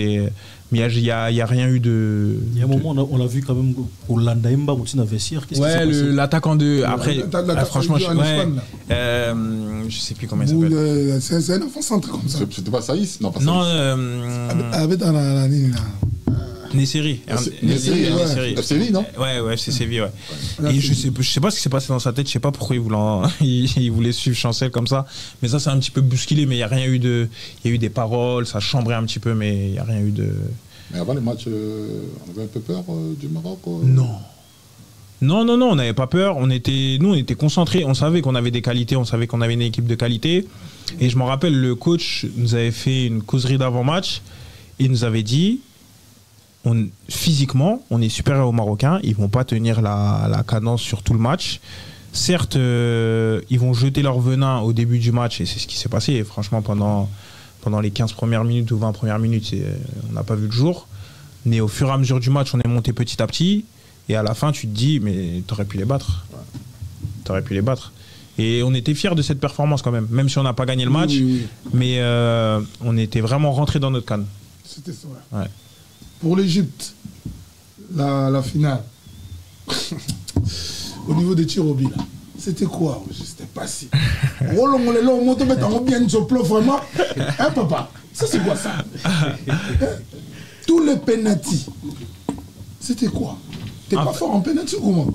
Non, c'est pas une question de fort. Après, il y a des mecs, c'est des spécialistes des pénaltys. Ils sentent le truc, tu vois. Moi, j'ai arrêté un pénalty l'année dernière en Ligue 2. J'ai senti le truc sur le moment. Après, une séance de pénalty, c'est pas pareil. Une séance de pénalty, tu travailles sur les tireurs. Nous, avant le match, j'ai Yaroba Kidiaba qui m'envoie tous les pénaltys des mecs tirés. Et du coup, c'est un truc que tu sens. Mais sur cette séance, il y a 2 pénaltys où je suis pas loin de les avoir. Il y a un pénalty où je crois que je plonge sur ma gauche et le ballon il est au-dessus. Il y a un pénalty où je le touche aussi à droite. Et c'est une question de timing et moi, ouais, ça a jamais été trop mon fort. Même si j'étais très concentré sur la séance de penalty, je voulais faire gagner mon équipe. Quand t'es gardien, il y a une séance de penalty, tu te dis toujours, faut que je fasse gagner mon équipe. Et la séance, elle avance, j'arrive pas à en arrêter. Je me dis, ça va s'arrêter quand? Mais nous, de notre côté aussi, on tire bien, le gardien n'arrive pas à en arrêter non plus. Oui. Est-ce qu'il y avait la pression aussi, la pression en même temps aussi? Ouais, il y avait une certaine pression de mon côté parce que on est en 8e de finale contre l'Égypte, il faut qu'on passe. On peut pas s'arrêter. Et Gabaski, c'est un gardien, il avait fait des exploits, des prouesses à la dernière CAN avec. Et c'est un gardien, il est imposant et tout. Mais nous, les pénaltys, comment on les a tirés, c'était magnifique. Et les Égyptiens tiraient bien aussi. Tu vois, parce que des fois, je partais du bon côté, je me disais, mais il a bien tiré quand même. Et il y a la fatigue aussi. Et après vient le pénalty de. Mais ton dernier pénalty là, c'était quoi? En fait, déjà, quand Massoko rate son pénalty. Parce qu'au moins, je dis, si on n'avait pas arrêté, Massoko, tout le monde marque. Et ils ont raté un pénalty. Ils avaient raté le premier. Ouais. Le deuxième pénalty. Non, le premier, Mostafa Mohamed, parce qu'il avait tiré un pénalty dans le match. Il avait tiré du même côté en l'air. Et premier pénalty, c'est lui qui tire. Moi, je me suis dit, il va changer de côté. Du coup, je plonge à droite et il tire sur le poteau en bas, il rate. Du coup, on marque. Après, Arthur rate. Et là, c'est égalité. Je me dis, non, mais là, il va vraiment falloir que j'arrête un pénalty. Et là, vient Gabaski qui se présente face à moi. Et les petits sourires, c'était quoi? En fait, déjà, Gabaski tire son pénalty face à moi et il y a un jeu de regard. On se regarde et je sens qu'il a la pression dans son regard, qu'il n'est pas serein. Il tire sur la barre. Je célèbre et tout, je me rapproche du point de pénalty et je croise son regard. Et je sens qu'il est dépité. Il est en mode... comme s'il avait déjà perdu, tu vois. Tu l'as senti? Ouais, non, je l'ai senti direct. Et c'est ça qui m'a fait... Ça m'a fait rire de fou. Ouais. Après, j'avais tiré un pénalty aussi la veille à l'entraînement. Parce que toutes les séances d'entraînement, nous on tirait des pénaltys pour pouvoir se préparer à l'éventualité. Et j'avais raté le premier penalty que j'avais tiré. J'avais tiré croisé, j'avais tiré sur le poteau. Je me suis dit, si je dois aller tirer là, na Sumbi. Et du coup, je pense à ce penalty raté et j'en avais tiré 2 du coup comme je l'ai tiré le penalty contre l'Égypte. Du coup j'ai pensé à ça, j'ai pensé à ma mère qui m'appelait tout le temps avant les matchs, on priait, on faisait à des... Tout ça me dit beaucoup, hein. Tout ça me dit beaucoup. Et on faisait des grandes prières, du coup j'ai pensé à elle et je me suis dit c'est mon histoire, c'est mon destin.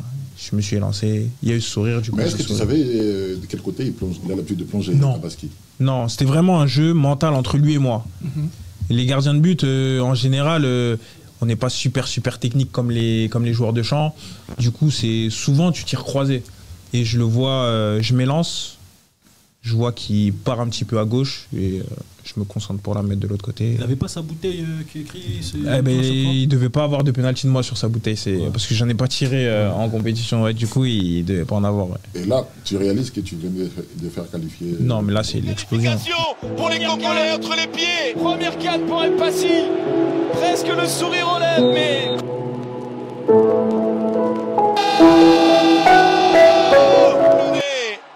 Compétition, ouais, du coup, il devait pas en avoir. Ouais. Et là, tu réalises que tu viens de faire qualifier. Non, mais là, c'est l'explosion. Je tire, je marque. Je me retourne vers les gars, je crie, je vois, il y a tout le monde qui est en train de courir. C'était incroyable. Ils venaient vers moi, en fait. Et je leur ai dit, je leur fais comme ça, tu vois, un signe. Je leur ai dit, venez, on va vers les supporters et tout. Et c'était incroyable. À l'est du Congo, là où il y avait la guerre. Il y a la guerre, à Kinshasa, à Paris. À mais on a vu les vidéos et tout, c'était la folie. Ouais, c'était la folie. Akin, merci. Et là, tu étais fier de toi? Ouais, j'étais super fier de moi parce que ouais, c'est un scénario de dingue. T'es gardien, tu tires le dernier penalty de la séance alors que c'était même pas à moi de tirer. Ouais. Mais en fait, tout s'est enchaîné et ça, comme je te dis, j'ai pris conscience de ça après la compétition. Parce que pendant la compétition, t'as pas le temps de prendre compte. Certes, si, ça va.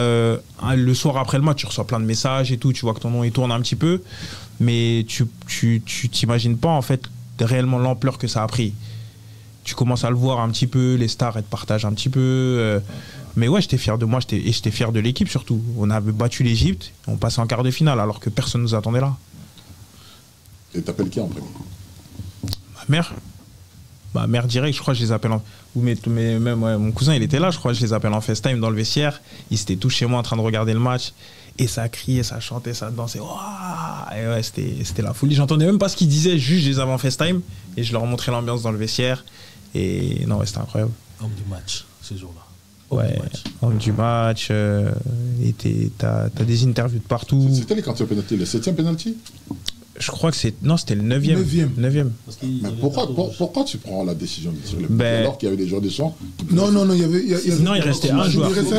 Il restait Simon Banza. Je me suis posé la question, mais pourquoi il y a Banza? Mais parce que moi, je me dis, Gabatski, il tire, c'est leur gardien qui tire, du coup, c'est à mon tour de tirer. Exactement. Mais je regarde pas le banc de touche, je regarde pas les joueurs là-bas, ça veut dire que je suis concentré que sur mon truc. Ça veut dire que je vois même pas si quelqu'un me dit non, c'est pas à toi de tirer et tout. Je suis concentré, je suis déterminé, c'est moi qui tire. Et le banc c'est là aussi quand on sait moi je me suis dit s'il a le malheur de rater le penalty. Non mais moi dans ma tête, dis-toi quand lui faire. En fait, c'est pour ça quand tu tires un penalty, il faut pas te dire si tu rates. Sinon tu vas te parasiter l'esprit, tu vas perdre tes moyens. Et j'ai même pas eu cette pensée une seule fois dans ma tête. Je me suis même pas dit si je rate. Je me suis dit je vais marquer. Je vais marquer et c'est ce qui s'est passé. Face aux insultes quand même, hein, parce qu'on le voit souvent, et Komara des fois, est-ce que non, en fait, si tu veux... Pas encore, toi pas encore. Après, il y en a eu, tu vois, il y a moi, mes potos sur Snap et tout, ils m'envoyaient des trucs des fois et tout. Et en fait, si tu veux, avant la CAN, Cédric Bakambu, il nous avait donné un conseil, il nous avait dit, les gars, moi, j'ai l'expérience, j'ai déjà joué une CAN et tout, je vous conseille de couper vos réseaux pendant la CAN. Ça sert à rien d'aller regarder sur Twitter ce qui se dit et tout, c'est mieux vous réactiver après la CAN. Et moi, j'avais suivi son conseil de fou, ça veut dire, je crois j'avais enlevé l'application de mon téléphone et je voyais rien. Si je voyais quand on m'envoyait des tweets un petit peu, quand ça tournait sur Instagram et tout, mais sinon, j'y portais pas d'importance. J'étais vraiment focus sur ma compétition, peu importe ce que les gens disaient. toute façon, je connais mon métier, je sais ce que j'ai à faire sur le terrain, je sais faire mon autocritique, je sais quand je suis bon, je sais quand je suis pas bon. Et j'avais pas besoin de voir ce que les gens disaient sur les réseaux, quoi. Et puis contre la Guinée. Contre la Guinée. Lionel, parce que tu sais que vous avez joué combien de matchs? 6 matchs, hein? Ouais. 6 matchs, vous gagnez un match contre la Guinée. Tu sais ça ou non? Ouais. Voilà. 4 mots spécial, hein? 4 mots spécial. C'était un match nil. C'était notre destin. Je crois que j'avais vu un truc, justement, un tweet qui nous comparait au Portugal quand ils avaient gagné l'Euro. Ils avaient fait pareil que des matchs nuls et après ils avaient gagné l'Euro. Tu sais, franchement, je vous félicite d'abord pour le match de Guinée. Match de Guinée, au jour d'aujourd'hui en France, même votre serre, les serres du quartier, des torsis, tout ça, tout le monde, ils étaient motivés. Bah oui, parce qu'il y a beaucoup de Guinéens en France. Ouais. Même les Congolais, c'est la première CAN, il y a des gens qui sont partis en Côte d'Ivoire. Beaucoup de gens qui surtout la diaspora. La diaspora congolaise, et nous, on l'a vécu en direct de la Côte d'Ivoire. Nous, on était en Côte d'Ivoire. Et en Côte d'Ivoire, il y a beaucoup de Guinéens. Il y a même un quartier où il n'y a que des Guinéens. Ça veut dire, avant le match, il y avait l'adrénaline qui montait, ça criait, ça parlait. Non, mais nous, au coup d'envoi, on était choqués. Parce que tous les matchs à San Pedro, on entendait toujours les Congolais mettre l'ambiance et tout, même quand il y avait le groupe des ambianceurs, dès que le match commençait, tu entendais tout. Et même quand tu es sur le terrain, des fois, tu as envie de danser. Tu vois. Et là, ce jour-là, dans le grand stade, il y avait que des. C'était au moment de. Non, au moment. Dans quelle ville? C'était au stade Alassane Ouattara à Abidjan. Et je crois que c'est au moment de la présentation des équipes. Dès qu'il commence la présentation des Guinéens, on entend tout le stade ils étaient. Je pense qu'il y avait 80% de Guinéens et 20% de Congolais. Et on était choqués. On était choqués de tous les Guinéens qui étaient présents au stade. Et quand ils marquent, ils ouvrent le score. Penalty. Non. Si, penalty. Tu te dis quoi? Bah, je me dis encore un penalty. Alors que le mec, je le connais, hein, c'est un mec qui joue en France, Mobayo. Et j'essaye de rentrer dans sa tête. Je sais où tu tires, Momo, je sais où tu tires, je lui dis et tout. Et il me regarde, il sourit et tout en mode. C'était vraiment.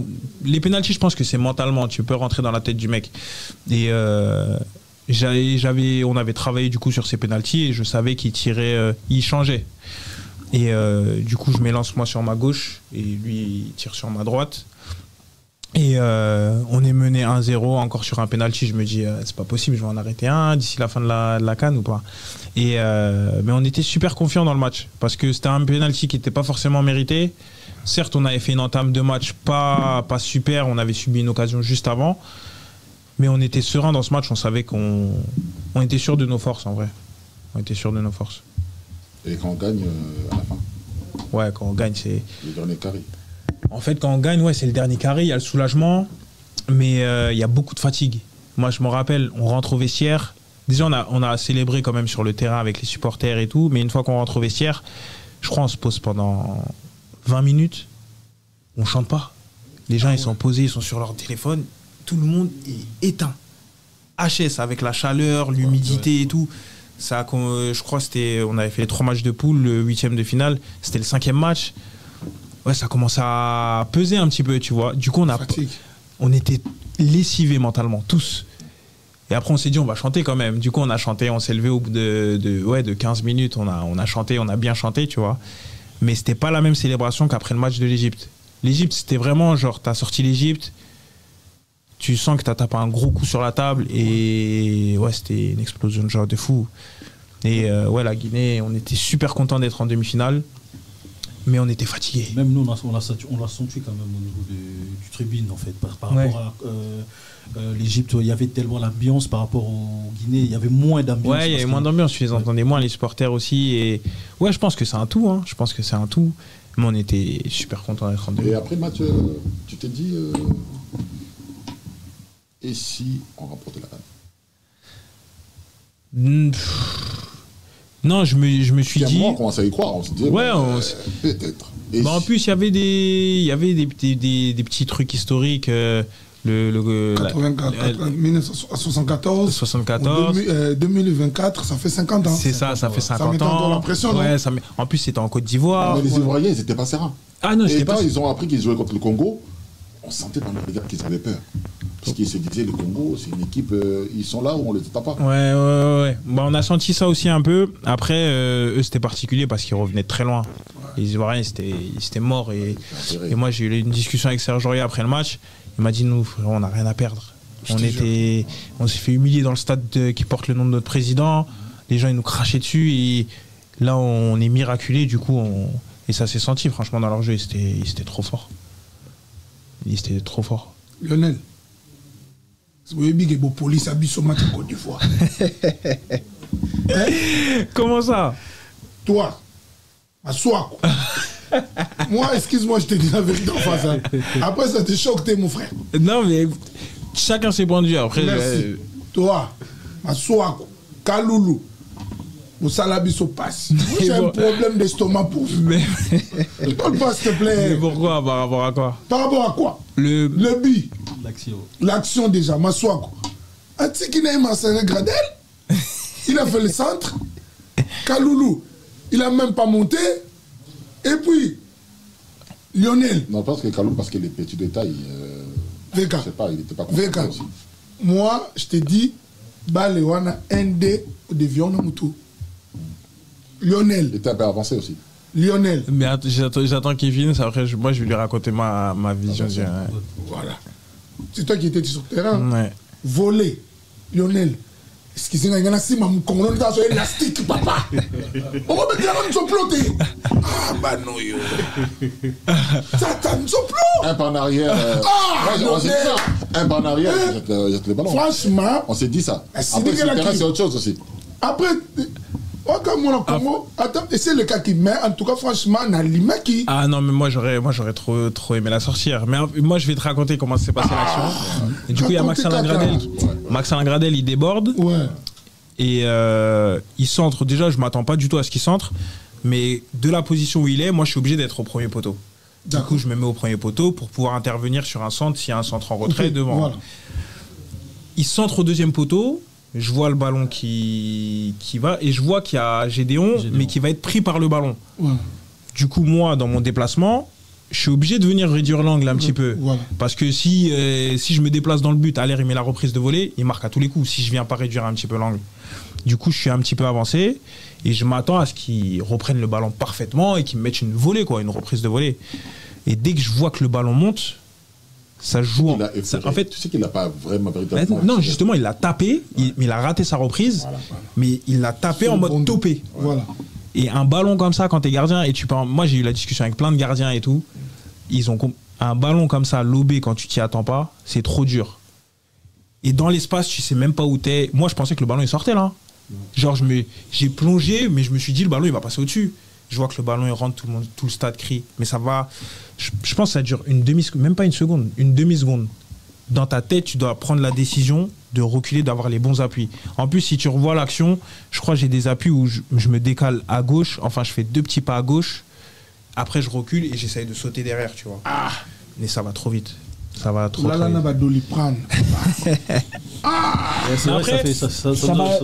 Ça va super vite. Et moi, des fois, j'aimerais dire aux gens qui se mettent juste derrière le but ou qu'ils aient nos yeux, tu vois, qu'ils aient notre vision du truc et qu'ils voient le ballon partir. Tu vois ou pas? Et qu'il essaye de s'adapter. Mais parce que ça va super vite, super vite. Mais après, moi, j'étais dégoûté. Hein. Franchement, j'ai pris le but. J'avais la haine parce qu'on était, comme tu as dit, on était proche d'aller en finale. Et le coach, il nous l'avait dit avant le match. Hein. On peut aller en finale de la CAN. On a les possibilités, on a les capacités de le faire. Mais oui. Mais après, sur le match, en vrai, dans l'ensemble, c'était compliqué. Ça a tiré sur le poteau. À l'air, en première mi-temps, il a une occasion de la tête. Il est tout seul au 5,50. Il met la tête à côté. Et sur le match, en vrai, c'est mérité. C'est mérité. Même si on aurait voulu aller en finale de la CAN, on aurait aimé remporter cette CAN. Mais moi, j'essaie toujours de tirer le positif et je me dis c'est un mal pour un bien. C'était notre première CAN à tous. Là, on a été en demi-finale. On va vouloir aller plus loin. On sait qu'on est capable d'aller en demi-finale. Maintenant, on va vouloir aller plus loin. Si on était là, on est arrivé première CAN, on avait gagné direct. Oh, en plus, tu connais, nous les Congolais, comme on est au bruit un petit peu partout. Là, ça nous donne envie d'aller chercher plus loin, travailler encore. On sait qu'il y a des choses on sait qu'on a fait un parcours de fou, qu'il y a eu des bonnes choses, il y a eu des mauvaises choses. On a essayé de donner une bonne image de nous. Je pense que ça a été réussi. Et maintenant, ça donne envie de progresser, de continuer à faire progresser le football congolais. Là, tu te dis quoi maintenant là, parce que tu es un gardien affirmé et confirmé de l'équipe nationale. Et est-ce que tu maîtrises l'environnement de l'équipe nationale? Est-ce que tu sais qui est qui, à qui je dois m'adresser, ou quels sont les gens que je ne veux surtout pas dire mes trucs, ou avec qui je dois avoir des distances? Est-ce que tu maîtrises l'environnement? Parce que Congo, ça reste le Congo, c'est spécial un peu. Ouais, c'est vrai que quand tu arrives en sélection, tu regardes un petit peu qui est autour de la sélection, mais oui, là maintenant je commence à... surtout que le nouveau sélectionneur, Sébastien Desabre, il est arrivé avec son cadre. Il est vraiment arrivé avec un cadre qu'il a posé, et tu sens que c'est lui qui prend les décisions, qui dirige. Il vit au Congo, il est au contact de la fédération au quotidien. Et oui, j'ai appris à connaître qui était qui. Et ouais, ça fait 2 ans que je suis en sélection, et ouais, maintenant je suis beaucoup plus à l'aise, quoi. Est-ce que tu te sens protégé par les sélectionneurs? Non. Non, tu te sens protégé? Non, après le sélectionneur, moi le coach, il était à Niort avant, du coup je jouais souvent contre lui, du coup il me connaissait. Et quand il m'a appelé, il comptait, je sais qu'il compte sur moi, mais pas qu'il me protège. Le coach, il n'a jamais dit Lionel Mpassi, c'est le gardien titulaire de l'équipe nationale, le numéro 1, il l'a jamais affirmé. Il sait très bien, et moi il m'a toujours dit que si je suis bon, je mérite de jouer, je jouerai, quoi. Et c'est la réflexion que je me suis fait avant la CAN. Je me suis dit, on a fait les qualifications, le match du Gabon et tout, je me suis donné les moyens de pouvoir jouer une CAN. Maintenant, régale-toi. Et tu penses qu'on peut aller à la Coupe du Monde? Bien sûr. Tu penses ou... Ah oui, bien sûr. Tu penses qu'on a les qualités pour aller là? C'est au salaire, papa. On peut y aller, Moi, je joue contre le Sénégal, mon frère. Et alors? Oui. On a joué contre l'Égypte Non, on a joué contre l'Égypte en... Oui, je sais, mais... On peut les battre, tout est possible dans le foot. On progresse bien. Franchement, on a un super groupe. Le groupe, il fait que progresser. On a donné envie à pas mal de Congolais de rejoindre la sélection, parce qu'on sait que au niveau mondial, les Congolais, on est beaucoup présents dans le foot. Et non, on peut. Si on continue à travailler dans ce sens-là et qu'on continue à être performant, à suivre la ligne de conduite du coach, parce que c'est ce qui marche. Ça a marché là pendant la CAN. Ouais, Lionel Mpassi, tu sais qu'on joue contre le Sénégal au mois de juin, non? Là maintenant, on n'a pas de gardien, tu sais. Si, Dimitri, il est là, Dimitri, il est là. Déjà, Dimitri, c'est un deuxième gardien à Montpellier. T'as regardé le match contre Paris Saint-Germain quand même? Ouais, mais c'est pas pareil, c'est le Paris Saint-Germain. Et le Paris Saint-Germain, il était sur une série, il était en feu, il se préparait pour la Ligue des Champions. Dim, il est arrivé dans le but, ça fait, je sais pas quand est-ce que c'était son dernier match avec Montpellier. Il a joué avec nous à la CAN contre l'Afrique du Sud. Ouais. Et sur le match, que ce soit Dimitri ou un autre gardien, je pense qu'il y aurait eu le même score, ou peut-être un peu moins, ou peut-être plus. Mais ouais, c'est peut-être pas de chance, mais je suis sûr qu'il est prêt. Là maintenant, on n'a pas de gardien. Le Sénégal, mon mais frère. Ils sont en train de travailler là. Je pense que Dis à Dimitri, c'est toi, c'est ton frère. Dis-lui déjà. Mais il sera prêt. S'il doit jouer, hein? ouais, s'il doit jouer, il sera prêt. On va retourner ici en tribunal là. Ah, vous pourrez le convoquer après le match du Sénégal. Mais en tout cas, c'est un match un peu spécial pour lui, parce que bizarrement, juste un match, il y a Bissagé contre Paris depuis, il y a Marassoussouté. Avant, il n'était pas au titulaire, mais le match contre Paris, titulaire, après directement. Ouais, parce que le gardien. Touche. Non, le gardien, il avait été blessé, je crois, ou il avait été malade juste avant le match. Okay. Et Benjamin Lecomte, le gardien qui était titulaire. Du coup, Dimitri, ce match-là, il avait joué, mais après, Lecomte, il était revenu. Mais il sera prêt. Franchement, tu peux même demander aux autres et tout. En tout cas, sur les séances d'entraînement, il était prêt. Okay. Et même moi, tu vois, je me suis dit, faut que je me donne à fond, parce que je peux pas me permettre d'être moins bon que Dim, tu vois. Sinon, c'est comme ça, c'est le foot, c'est la concurrence, il va passer devant moi. Du coup, ça te pousse. En vrai, la concurrence, ça te pousse toujours à être meilleur. Et lui, à l'entraînement, il a toujours été là, il a toujours bossé. Et contre l'Afrique du Sud, il a fait un bon match. Dis-moi, quand tu arrives en sélection, qui sont les cadres de l'équipe nationale? Quand j'arrive au tout début, il y a Chancel, Il y a Marcel, Tisserand, Cédric, Dieu merci, Mokani. Il n'y avait pas Gaël. Gaël, la première fois où je suis arrivé, je sais plus s'il était là, mais il y avait Niskens, Kebano. Il y avait Glody aussi, Ngonda, qui était appelé régulièrement, et Soso, Mukoko, Amalé. Les cadres. Ouais. Est-ce qu'il vous arrive des discussions avec l'entraîneur concernant un placement ou donner vos avis aussi si vous n'êtes pas d'accord? Franchement, c'est les problèmes qui a justement mis au placard Niskens. Ah bon? Oui, Niskens, malheureusement, ils ont été mis dans un carré des enfants désobéissants un tout petit peu. Il y avait Niskens, il y avait Bakambu, il y avait celui qu'ils ont en Corée, son nom me s'appelle beaucoup. Beaucoup, José Poko et Tisserand. Ah, moi, j'étais pas au courant de tout ça.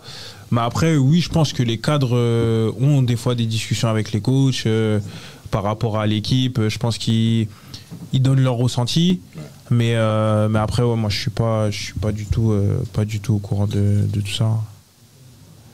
Et toi, il t'arrive de donner tes ressentis à l'entraîneur ou d'avoir des discussions avec l'entraîneur, le sélectionneur après le match? Ouais, franchement, comme tu disais, la dernière. Hein. Ouais, oui, en aparté, en 1 contre 1. Ouais, ça m'arrive. Genre, par exemple, par rapport, comme tu disais, le match contre la Zambie. Du coup, par rapport à la sortie, on en a discuté. Hein. On a discuté. Il m'a demandé ce que moi j'avais ressenti. Et lui, il m'a dit, lui aussi, ce qu'il pensait. Tu vois, il m'a dit, pareil, que pour moi et pour lui, j'aurais dû rester au sol. Et que c'était un manque d'expérience. Mais il m'a pas dit, t'as fait une erreur. Même, je m'en rappelle, après le match, il avait fait une causerie. Et ouais, il a dit que c'était un manque d'expérience, mais pas que j'ai fait une erreur. Pareil, après le match du Soudan, il m'a demandé mon ressenti par rapport, comme je t'avais dit, il y avait eu un changement juste avant. Et du coup, on savait pas très bien qui était placé où. Du coup, il y avait un petit temps... Ouais, une petite embrouille un petit peu sur le terrain, et du coup on en a discuté. D'accord. En tout cas, ça fait plaisir, surtout aux fans d'Anna international, la Bissou, c'est vrai, Masolo a tellement belle au bêta, Masolo a tellement belle. Mais je me dirais quand même aussi, Action Moussalama a bien match contre le Soudan. Le passe décisif pour Théo Messi. Ouais. C'était un peu l'idée, centre, corner, directement relance. Parle-nous un peu de ça. Comment ça s'est passé? Vous avez déjà travaillé sur l'entraînement? Non, c'était pas du tout travaillé. Après, comme je t'ai dit juste avant, moi je suis un gardien qui m'impose sur corner. Dès que je peux sortir, j'essaie de soulager ma défense. Et là, je lis bien la trajectoire du ballon, je capte le ballon. Et je capte le ballon et ça me fait arriver un peu vers le milieu de la surface. Et je lève la tête et je vois Théo, il est seul au milieu du terrain. Et les 2 défenseurs du Soudan, ils sont derrière lui. Du coup, il me dit Lionel. Je relance, j'essaie de relancer bien devant lui. Ouais, il m'appelle. Il me dit Lio. Et du coup, dans l'élan, je relance, j'essaie de relancer devant lui pour pas qu'il perde de la vitesse. Et je vois qu'il conduit le ballon jusqu'au but. Et le public, plus il avance vers le but, plus ça commence à... Oh. Il dribble le gardien et je me dis Théo, s'il te plaît, marque. Dans ma tête, je me dis Théo, marque. Après, je vois, il fait le crochet, il marque. Et là, ça a explosé, le stade, il a explosé. Je me suis dit, ouais, c'est un truc de fou. J'ai fait une passe décisive, c'était la première fois que ça m'arrivait. Au Stade des Martyrs. Ouais, au Stade des Martyrs. Parle-nous quand même, l'ambiance au Stade des Martyrs, c'est vrai. Le Stade des Martyrs, c'est un stade un peu moins... Jamais. Ah, le Stade des Martyrs. Non, jamais. L'ambiance. Jamais. Mais moi, quand je rentre à Rodez, je leur explique souvent que c'est différent des ambiances. Ils me disent, oh, c'est mieux que l'ambiance, par exemple, à Bollard, à Marseille. Je leur dis, c'est différent, en fait. C'est pas pareil. Là-bas, les gens, ils vivent pour le foot. Les gens, c'est des passionnés. Ils commentent les actions en supportant, genre. Genre, des fois, j'ai été au Stade des Martyrs. Ouais, où, genre, il y a un mec qui va venir, il va faire un crochet, tout le monde va crier, ouh, ouh. Il va tirer à côté, tout le monde va faire, ouh. Tu vois ou pas? Et les Congolais, c'est particulier franchement, et c'est le feu. Ou un joueur qui va rater des occasions, ou qui va rater des dribbles, ils vont faire des trucs. Bima. Et quand t'es sur le banc et tout, t'entends ça, c'est choquant. Et Le premier match que j'ai fait contre le Soudan, je crois que c'était blindé. Ouais. C'était full, il n'y avait pas de jauge. C'était incroyable, il y avait 80 000 personnes. Et la fois où ça m'a choqué aussi, c'était contre le Maroc. Du coup, le match où on fait match nul 1-1.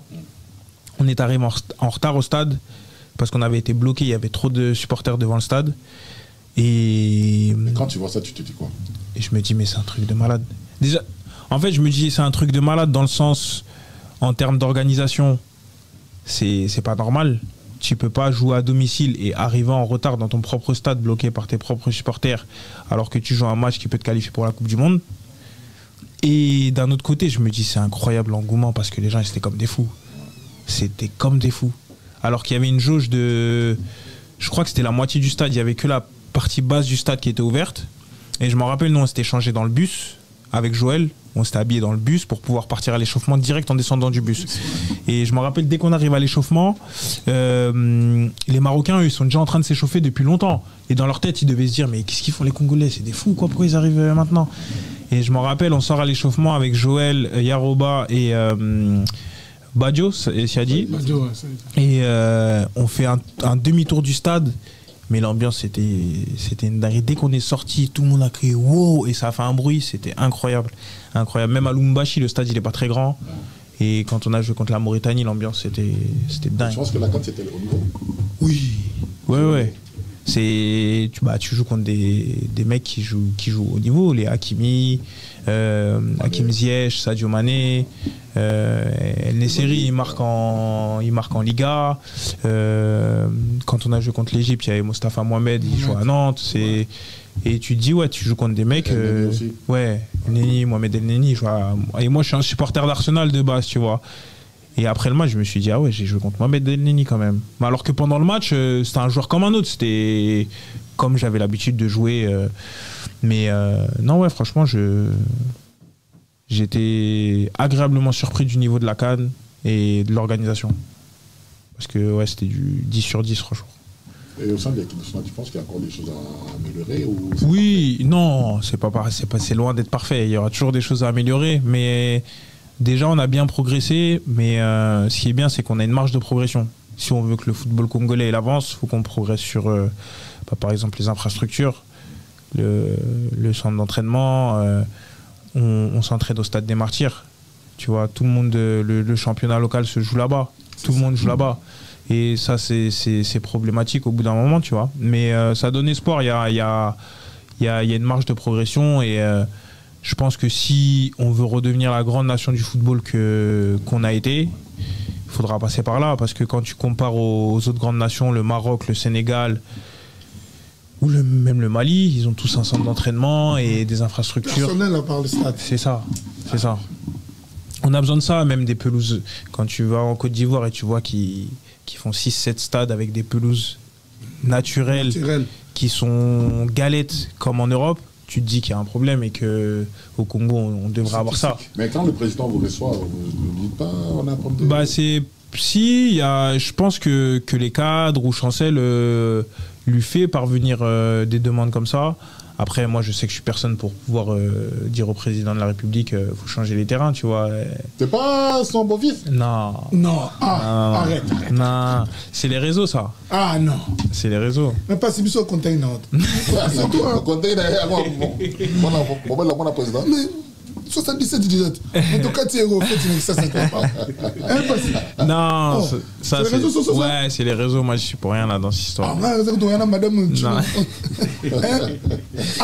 Non, ouais. Non, ouais, c'est les réseaux, ça. Moi, je suis pas là-bas. T'es pas là-bas? Non. Il y a eu tellement de kinops sur Amonio, peut-être. Ah, you man, ça, tu vois la Mokonzambo, quand tu sais, une blague qui sur les réseaux. Ah, ouais, c'est après le match de l'Égypte, ça. Tu connais. T'as pas discuté avec elle? Non, jamais. J'ai jamais été en contact avec elle. Jamais. On m'a envoyé son profil Instagram et tout. Mais moi, j'ai jamais été. On a mis ça, papa. Non, j'ai jamais été en contact. T'as vu le profil quand même? T'as aimé le profil, non? En fait, belle, hein. Je sais pas, son profil, je crois qu'il était privé. Elle est belle? Je sais pas du tout, franchement. Moulouba. Il y a Costa en plus. Il y a Pembe en plus. Voilà, parlons sport. Ça fait plaisir tellement au Fadada parce que Solana, tu retenir que le match contre Sénégal aux indisponible dans vos alatés. Ouais, bah normalement, franchement, ouais, ce serait compliqué que je sois apte pour jouer au Sénégal contre le Sénégal. Sachant que là, je me suis fait opérer fin février, qu'il faut que j'attende 3 mois avant la cicatrisation, avant de bien pouvoir reprendre la course. Du coup, ouais, l'objectif, c'est d'être prêt pour le début de saison prochaine.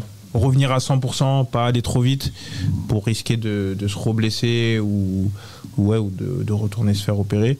Du coup, ouais, je pense vraiment à ma santé. Et après, une fois que je serai bien à 100% physiquement, je serai prêt à me battre de nouveau sur le terrain. Et toi que professionnel, tu penses dropper sa poteau Panane parce qu'il y a aussi Faoul qui va arriver. Voilà. Ah, franchement, après ça, c'est pas à moi de décider, hein, c'est au sélectionneur. Hein. Moi, je suis personne pour dire qui doit jouer, mais ce sera au plus performant. En sélection, la sélection, c'est pas comme un club, c'est les meilleurs joueurs du moment, les meilleurs atouts du moment doivent être sur le terrain. Et faudra voir qui sera le plus en forme à ce moment-là, mais on aura besoin de tout le monde à 100% pour pouvoir battre le Sénégal. Tu le regardes aussi des fois, Fayoulo? Non, j'ai pas l'habitude de regarder le championnat suisse. C'est pas quelqu'un que je connais forcément moi personnellement. Du coup, déjà que je regarde beaucoup de foot à la télé, mais je regarde beaucoup la Ligue 1, la Ligue 2, le championnat anglais. Mais du coup, ouais, je regarde pas le championnat suisse. Est-ce que la taille, c'est assez important chez un gardien? Je pense que c'est les mœurs du moment qui ont fait que. Mais moi, je pense pas que c'est... Si, tu vas pas faire 1m60 quand tu es dans le but. Il faut prendre la place un petit peu quand même. Mais c'est différent. Un gardien grande taille, il va avoir des qualités différentes d'un gardien qui est un peu plus petit de taille. Pardon. Et moi, je sais que j'ai un profil, comme je vous l'ai dit tout à l'heure, plus explosif, plus dynamique. Je suis plus sur des réflexes, des choses rapides. J'ai un bon jeu au pied, j'ai une bonne vision du jeu, j'ai une bonne lecture du jeu. Qu'un gardien grande taille, il va moins avoir de capacité à aller vite au sol ou à être plus vif que moi, quoi. Excuse-moi, tu fais combien de mètres? 1m82. 1m82. D'accord. Voilà, on est arrivé pratiquement vers la fin. On a évité quelques mots de la fin. S'il y a quelque chose à rajouter. Moi, j'ai rajouté quelque chose pour Lionel Passy. Lionel Passy, il faut que tu fasses des efforts au niveau de penalty. Là, je te dis la vérité en face, mon frère, il faut que tu fasses des efforts. Même Moutuna ou Veka, on a parlé pour Veka dans Moutuna. Tu sais que j'ai reçu pas mal de messages comme ça en plus pendant la CAN, voilà. Sur mes publications. Non, mais il faut t'entraîner au penalty, Mais tu peux pas t'entraîner au penalty. Non, mais Lionel, dès que l'opération ça finit, moi, même, tu viens à Torcy, je vais te jeter même des tennis. Tu plonges de gauche à droite. Non, mais c'est comme je t'ai dit, moi je pense que c'est un truc que tu sens sur le moment. Non, mais comment même l'autre, le gardien de l'équipe de France là, Mike Maignan. Voilà. C'est qui? Lui, avec Igor Loris. C'est différent, non? Parce que je pense que Mike, il rentre dans la tête des attaquants. Ah bon? Ouais, le penalty pour moi, c'est mental. Ouais, c'est mental. Ouais, c'est mental. Mais dis-moi. C'est mental et technique pour les joueurs de champ. Ouais. Un joueur, s'il tire parfaitement le penalty, le but, il fait 7m32. Ouais. Le point de penalty, il est à 11 mètres. 11 mètres, ouais. S'il tire bien dans le coin, au ras du poteau, le gardien, à moins qu'il parte une seconde avant, c'est impossible qu'il l'arrête. Si un penalty il est bien tiré, pour un gardien, c'est impossible de l'arrêter. Le but, il est trop grand, ou s'il est tiré en lucarne dans le coin là-haut, c'est impossible de l'arrêter. Quels sont tes points forts et les points que tu dois encore travailler? Comme je te l'ai dit, mes points forts, je pense que c'est mon jeu au pied, mon esprit de... Je commande beaucoup, tu vois, ma défense, je parle beaucoup à ma défense. Et je suis un gardien qui est assez vif. Je suis assez à l'aise dans tout ce qui est réflexe, tout ce qui est pas loin de moi et dans la lecture de jeu. Après, ce que je dois améliorer, c'est je pense, être plus calme. De sortie, non? Oui, voilà, être plus en lecture de situation. Lecture de situation, si je peux sortir. Parce que des fois, quand tu es gardien, tu veux intervenir sur tous les ballons. Tu te dis, faut que j'y sois, faut que je soulage mon équipe. Mais des fois, tu peux pas, c'est pas à toi de le faire, tu vois. Et faut encore que je progresse là-dessus. J'ai déjà bien progressé là-dessus, mais il faut encore que je progresse là-dessus. Des fois dans le but, tu mets le protège dedans. Ouais, parce que j'ai... T'es plus à l'aise avec ça? Non, en fait, si tu veux, l'année dernière, avec Rodez en championnat, j'ai fait une sortie, pareil, sur un coup franc, je suis sorti dans les pieds de l'attaquant. Et en plongeant, lui, il a glissé et il m'a mis le genou ici. Du coup, ça m'a cassé l'os des dents ici. Et ça m'a rentré les deux dents de devant. Du coup, j'avais été chez le dentiste en urgence. Il m'avait remis les dents en place et m'a mis une contention là en dessous des dents, un espèce de plâtre derrière les dents pour maintenir les dents. Et c'est pour ça que je joue avec un dentier. Ah, d'accord. Je voulais savoir juste, est-ce qu'il parlait dans le centre de formation, parler à la presse, est-ce que ça s'apprend aussi? Ouais, on a des cours de média training quand on est au centre de formation. Je sais pas si ça se fait encore, mais moi je me rappelle quand on était à Toulouse, je sais plus si à Paris on en avait, mais oui, tu as des cours de média training pour t'entraîner à parler, à être plus à l'aise devant les médias, parce que c'est un travail, hein, c'est un exercice. Hein. C'est parce qu'il y a plusieurs joueurs, quand même, tout le monde a plusieurs Congolais surtout. Quand leur sortie médiatique, c'est catastrophe. Ouais, après, oui, je pense que ça s'apprend. Après, il y a des gens qui sont naturellement bons devant les caméras, qui n'ont pas la pression de parler devant les gens, devant les caméras. Après, il y a d'autres personnes où ils doivent apprendre. Après, les Congolais, c'est particulier parce qu'il y a des Congolais qui sont nés au bled, c'est des locaux. Ils vont vouloir parler en interview français, mais ils vont pas forcément dire ce qu'ils veulent vraiment dire, ce qu'ils pourraient dire en lingala, tu vois. Du coup, ça peut paraître comme l'interview elle est ratée ou il a dit n'importe quoi, alors que c'était pas forcément ce qu'il voulait dire. S'il avait parlé en lingala, il serait très à l'aise. Il serait à l'aise et ça serait passé naturellement. Mais oui, ça se travaille. Et moi, ce que j'ai remarqué, comment on va dire ça? Comment je vais dire ça? Les vrais mots. Les joueurs du bled, ceux qui sont nés au bled. Les locaux. Non, pas forcément des locaux. Les gens qui viennent du bled. On va dire Chancel, on va dire Glody, Honda, on va dire Meshak. Une fois de sélection, Silas. Ils restent entre eux. Et les Européens, vous êtes à côté aussi. Ben, en fait, c'est normal. Je me dis, il y a un problème dans c'est normal. Parce que regarde, moi, quand je suis arrivé en sélection, logiquement, je traînais avec Marcel, que j'ai connu à Torcy, Niskens, Kebano et Jordan Ikoko. Au tout début, j'étais qu'avec eux. Et eux, je pense que c'est pareil. Ils sont locaux. Ils ont joué au Congo quand ils étaient jeunes. Les Chancel et tout, ça fait longtemps qu'ils sont en Europe. Quand ils reviennent en sélection aussi, c'est aussi le moment de retrouver les anciens frérots avec qui ils ont grandi, avec qui ils ont joué quand ils étaient plus jeunes. Et aussi, ils retrouvent. C'est comme quand ils rentrent à Kin, ils parlent lingala. Tu vois ou pas? Et du coup, c'est pour ça qu'à table, il y a les locaux d'un côté et les Banapoto. Tu vois? Pourquoi vous mélangez mais après, tout le monde s'entend super bien dans l'équipe. Tout le monde parle avec tout le monde rigole avec tout le monde. Moi, je suis proche de Meshak, je suis proche de Silas, je suis proche de Chancel, comme je suis proche de Cédric, d'Arthur. Chancel. Ah, c'est un capitaine modèle. Hein. Ouais, ça, il est calme, c'est un bon Chancel. Hein. C'est un bon. Et tu penses que Niskens a encore sa place, son mot à dire dans la sélection? Oui, de toute façon, tout joueur aura toujours sa place et son mot à dire dans la sélection tant qu'il ne fermera pas la porte à la sélection. Après, comme je t'ai dit, c'est une question de performance. Si tu es ultra performant, bah, tu seras appelé, quoi. Mais oui, je pense. Il est pétri de talent, Niskens, on se le dire.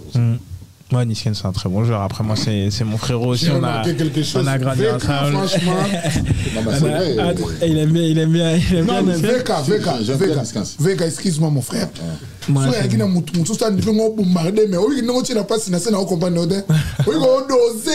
mais c'est. En même temps, j'étais à l'école avec sa maman. Tu vois. Moi, Niskens, c'est mon frérot. J'aurais trop aimé qu'il soit là à la canne avec nous et il nous aurait apporté de fou. Mais il était appelé en plus au tout début quand le sélectionneur était là, De Sabre était là. Après, il y a eu la blessure. Il y a eu sa fin de contrat à Fulham. Et depuis, je crois qu'il a signé à Abu Dhabi. Mais je pense que il est encore performant, il joue. Hein. Oui, il joue, il est bon. Moi, je le suis régulièrement. Et je pense que le sélectionneur le suit aussi. Moi, je voulais savoir. 2 minutes, excuse-moi. Je voulais savoir. Parce que normalement, selon la liste de 24 joueurs, il y avait le CAF, ils ont dit qu'il faut mettre 27 joueurs. 27. Ouais. Mais les sabres, pourquoi il n'a pas ramené 27 joueurs au lieu de 24? Ah, ça, faut lui demander. Hein. C'est ça les questions que je vais demander à Des Sabres, mais vous étiez là, non?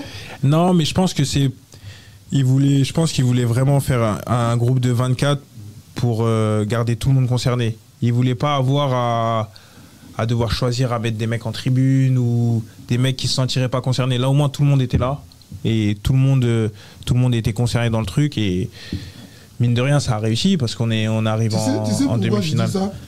On avait Kako, il y avait des problèmes. Il y avait Théo Bongonda, il a joué avec l'épaule. Mais frère, il y avait deux milieux de terrain, il y avait des problèmes. Il y a des gens qui sont pas accros de football, ils ne voient pas, mais nous on voit qu'il y a un problème là. Bah après sur le banc, il y avait Aaron Chibola, il y avait Grady. Pas parce que comme un match à l'Égypte, c'est un match passé. Moi je voulais juste savoir, en fait, sur le terrain, communication, ça se passe en quelle langue, des fois, entre vous les joueurs? En français. Avant, quand je suis arrivé en sélection, au tout début, on parlait pas mal en lingala. Okay. Enfin, ça pouvait parler. Après, des fois, par exemple, Chancel, il va donner des directives en lingala, tout le monde va comprendre, tu vois. Mais le plus souvent, c'est en français. Okay. Donc, c'est pas pour inviter peut-être l'adversaire à Yoka, Badi, Nabino. Ah, après, oui, si t'as pas envie que l'adversaire entende ce que tu veux dire, souvent, ça parle en lingala. Hein. D'accord. Genre, des fois, sur des corners. Chancel il va dire Simbae, Simbae pensa, Simbae. Tu vois ou pas? Mais ouais, c'est des fois, pendant le match, tu vas dire des trucs en lingala. Zoye, Memae. Moi, je vais te dire une vérité. Lionel, tu sais, t'as quel âge? 29, genre 30 ans là. T'es un homme. Et quand on est footballeur, quand on est une célébrité, la femme en général est soumise. Mais c'est pas par rapport à toi, c'est par rapport à la célébrité que tu représentes. Ouais. C'est par rapport à l'argent. Et si tu es sérieux dans ce que tu fais et que les filles n'est pas en première position, tu vas aller loin. Par contre, si tu mélanges et le travail et la femme, parce qu'à Kinshasa, tu vois ce qui se passe là-bas? Non, je crois pas. Je vois pas trop parce que je suis jamais sorti. Et dans cette sélection, je vais dire une vérité. Dans cette sélection, il y avait un petit. Lui, son travail, c'était quoi? Dès qu'il y a des nouveaux, lui, il va chercher des filles pour le nouveau. Toi, tu aimes quel genre de filles? Ça, c'est des choses vraiment à éviter. Non, après, je pense que nous, on est vraiment. Comme je t'ai dit là. T'aimes pas les filles? Non, c'est pas que j'aime pas les filles. T'aimes les filles? Je suis congolais quand même. Ça veut dire quoi? Je suis congolais. T'aimes beaucoup les filles? Comme tout le monde, j'aime plaire, mais on est, comme je te l'ai dit, le sélectionneur, il est arrivé avec un cadre. Il est arrivé avec un certain cadre. Et même pendant la CAN, il n'y a pas eu un seul débordement. Pas en étant en prison, mais on était vraiment cadré. Il n'y a pas eu on n'est pas parti en boîte ou quoi. On était vraiment focus sur ce qu'on avait à faire et très concentré. Et le sélectionneur, il veille beaucoup à ça. Genre, il y a un agent de sécurité au milieu du couloir de l'hôtel ou en bas de l'hôtel et il gère, il regarde qui rentre, qui sort de l'hôtel et il fait le rapport directement au sélectionneur. C'est-à-dire qu'il ne peut plus y avoir ce genre de choses. Et même nous, maintenant, on va en sélection, on est concentré sur ce qu'on a à faire. On sait que chaque chose en son temps. Si tu as envie de profiter avec une fille, bah, tu le feras quand tu rentreras chez toi. Toi, tu n'es pas marié? Ou quoi? Non, pas marié, pas d'enfant. Ah, tu profites encore? Non, je suis concentré sur le foot. Voilà,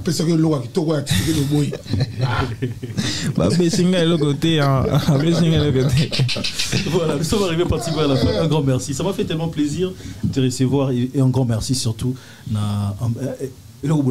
Quand même, c'est vrai, vous avez fait vibrer nos cœurs quand même. Ça m'a fait plaisir quand j'ai vu maman Thomas Samba, ça l'émission à combat Moanaï. Tu vois, maman Zoli Kanate, va Zoli Télésola Moanaï. D'un côté, quand même, tu vois que tu as arrondi la maman, fière quand même. Encore une fois, un grand merci à Obosa Lébisso quand même. Merci, merci. Avec ta mère, on est parti de la même école à Kinshasa. Donc, il y avait besoin de briques, des sacs de ciment. Ah, mais tout ça, pendant les. C'est pour ça que tu m'as dit que tu étais avec maman à Bandal. Ok. Donc, c'est notre école. Même école? Oui, elle est ce salon des Bandal. Ah, d'accord. Ah, l'école Salongo. Donc, neveu? C'est mon neveu. Ça, j'ai pas besoin de le tuer. Ah, d'accord. Le fait à côté, le tribunal, mot de la fin, qu'on peut se séparer d'habitude. Non, mais mot de la fin, moi, j'encourage. Le n'est passé. En tout cas, va de l'avant, mon frère. Merci beaucoup. On a besoin de toi, va de l'avant. Congo, toi, on a besoin. Va de l'avant. Nous, on est derrière toi. on va te pousser. Choc ici là, nous avons pas si moi on va battre la choc on est ici là pour répondre à l'entraînement. En tout cas, mon frère, félicitations pour les gars. Merci beaucoup. Merci en même temps, remerciement pour finir de droit, tout un remerciement pour tout le monde. J'avais une question, une toute dernière question. Oui. Est-ce qu'avant la sélection, tu connaissais quelques stars du football congolais, on va dire Nonda, les Lois? Oui, parce que je les voyais à la télé. Même Dieu merci Mbokani, je le voyais à la télé, je le voyais marquer des buts et tout. Et quand je suis arrivé en sélection, c'est lui qui m'a le plus choqué en plus. Sur le terrain, hein, en termes de joueurs. Ah ouais, c'était impressionnant, il était trop fort. Il calait les ballons, il jouait de la tête. Quand il sautait à la tête, personne ne pouvait lui prendre le ballon. Et moi, en plus, au tout début, quand je suis arrivé, je ne jouais pas. Du coup, les spécifiques d'avant le match, ils tiraient contre moi. Du coup, ouais, c'était impressionnant en termes de finition et tout. Et j'ai rarement vu un attaquant fort comme lui. Ah ouais Et vous êtes toujours en contact? Non, Dieu merci, non. Après, quand je suis arrivé en sélection, moi, j'étais assez discret. Tu vois, j'étais dans mon coin. Lui, c'était un ancien. Et très gentil, hein, franchement, il était très gentil. Il m'a mis à l'aise, il nous a mis à l'aise les nouveaux quand on est arrivé. Mais non, je ne suis pas en contact avec lui. Et c'est qui les leaders techniques de l'équipe? Gaël. Théo. Ouais, Gaël, Théo. Et par élimination, tu prends qui? Entre Gaël et Théo? Ouais. Un seul, je prends un seul. Ah, pour un seul? Ouais. Théo, c'est mon gars, hein, mais Gaël c'est un génie. Hein. Ouais, c'est un génie. Moi, j'étais choqué la première. Parce que tout le monde entendait parler de Gaël Kakuta. Et j'ai vu des vidéos de Gaël. J'avais le même avis que tout le monde, en fait. Le même avis que les gens par des vidéos et tout. Mais la première fois que je me suis entraîné avec lui, ah ouais, je me suis dit, ouais, lui, c'est vraiment un génie. Ouais, techniquement, c'est abusé. C'est abusé. Dès qu'il a la balle dans les pieds, tu sens qu'à tout moment, il peut te faire la différence. Et ouais, c'est. Non, ouais, c'est fort, Gaël. Manissa, pour finir.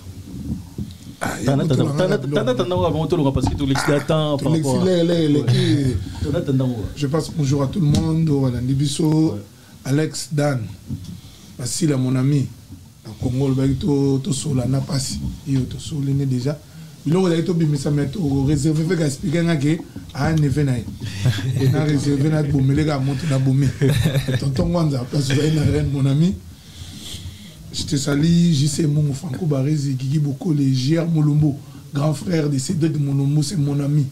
Bachelor, mon ami. Là, soit allé, là, je peux passer, bolé, tu as poids partout.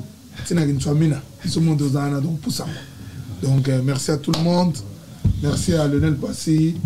En tout cas, merci beaucoup, mon frère. Merci à vous. Voilà, un grand merci. Un grand merci surtout à celui qui nous fait du bien, Dédé Samba, patron Bogos. Un grand merci à Dédé Samba, patron Bogos. Il est né patron. Donc un grand merci à toi, Yannick Kini à Romox.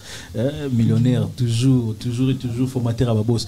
Est-ce que Mabanga, vous avez un bâton aussi au Non, mais c'est ce que je me suis dit en plus dans ma tête là. Mabanga, non, franchement, merci à vous de m'avoir reçu. Je suis vraiment content. C'était vraiment super intéressant votre émission. J'aime beaucoup. C'est comment dire? C'est naturel en fait, c'est naturel et il fallait en parler. Par exemple, là il y a beaucoup de points sur lesquels vous posiez des questions, vous aviez un certain ressenti et entendre ma version aussi c'était bien. Du coup, ouais, franchement, merci de m'avoir invité. Non, mais merci à Lionel d'avoir accepté notre invitation. On est content, on est fiers de toi. Espérons que tu vas vite à mettre la jambe et surtout répondre le championnat. Et nous comptons beaucoup sur toi. Et j'espère qu'il y aura des opportunités, Dieu aidant, d'aller peut-être en Première Ligue, pourquoi pas. Parce que moi je te vois bien en Première Ligue aussi, ou en Italie. Donc continuer à bosser et bosser dur, ouais, comme un homme. Donc voilà, donc merci à tout le monde, merci aux gens qui nous suivent, j'ai salué ma femme, Déborah Mpoyi. C'est la mère de mes enfants. Excuse-moi. Oui, je vais prier pour lui, je vais prier. Mais seulement, je fais une prière pour toi. Si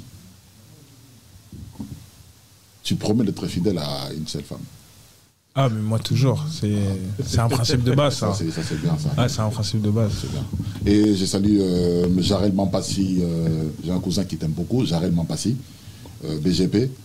Et Serutine Tomo, Alfred Bouimbo, Banabandal Nyoso, Vieille Hippolyte Kimbalanga, Alou Bostar, JC Bouloba, Chico, en direct d'Istanbul. Et Ricky Mechola. Champion Ricky Mechola. C'est ton ami, hein? Ricky Mechola. C'est mon gars sur lui. Ouais. Ricky Mechola, champion. Champion. Ouais. Surtout Willy Sa Majesté. Sa Majesté. Willy Sa Majesté, Willy Majesté. Merci beaucoup. Partenaire officiel, hein? Sa Majesté, toujours. Et Rodriguez Chikuna et fils Nzondi. On est ensemble. Voilà, un grand merci Namloto Talibiso. Parlons sport, tout ça, toujours Wana Opé, ça donne information, actualité, surtout exclusivité. Restez toujours branchés, hein, donc parce qu'il a dit Willy Sa Majesté, ça fait tellement plaisir, bah, partage Wana sur TikTok et ça, c'est tellement bien. Vous avez les Blanchard Kadhafi, toujours Valval, Glody Yani, Cédric Mabeka, Ravi Magouche, Marquis Kiteng, moi t'aimais Bélé surtout à son excellence, Monsieur l'ambassadeur de la jeunesse, à Doyoué. Un grand merci à toi.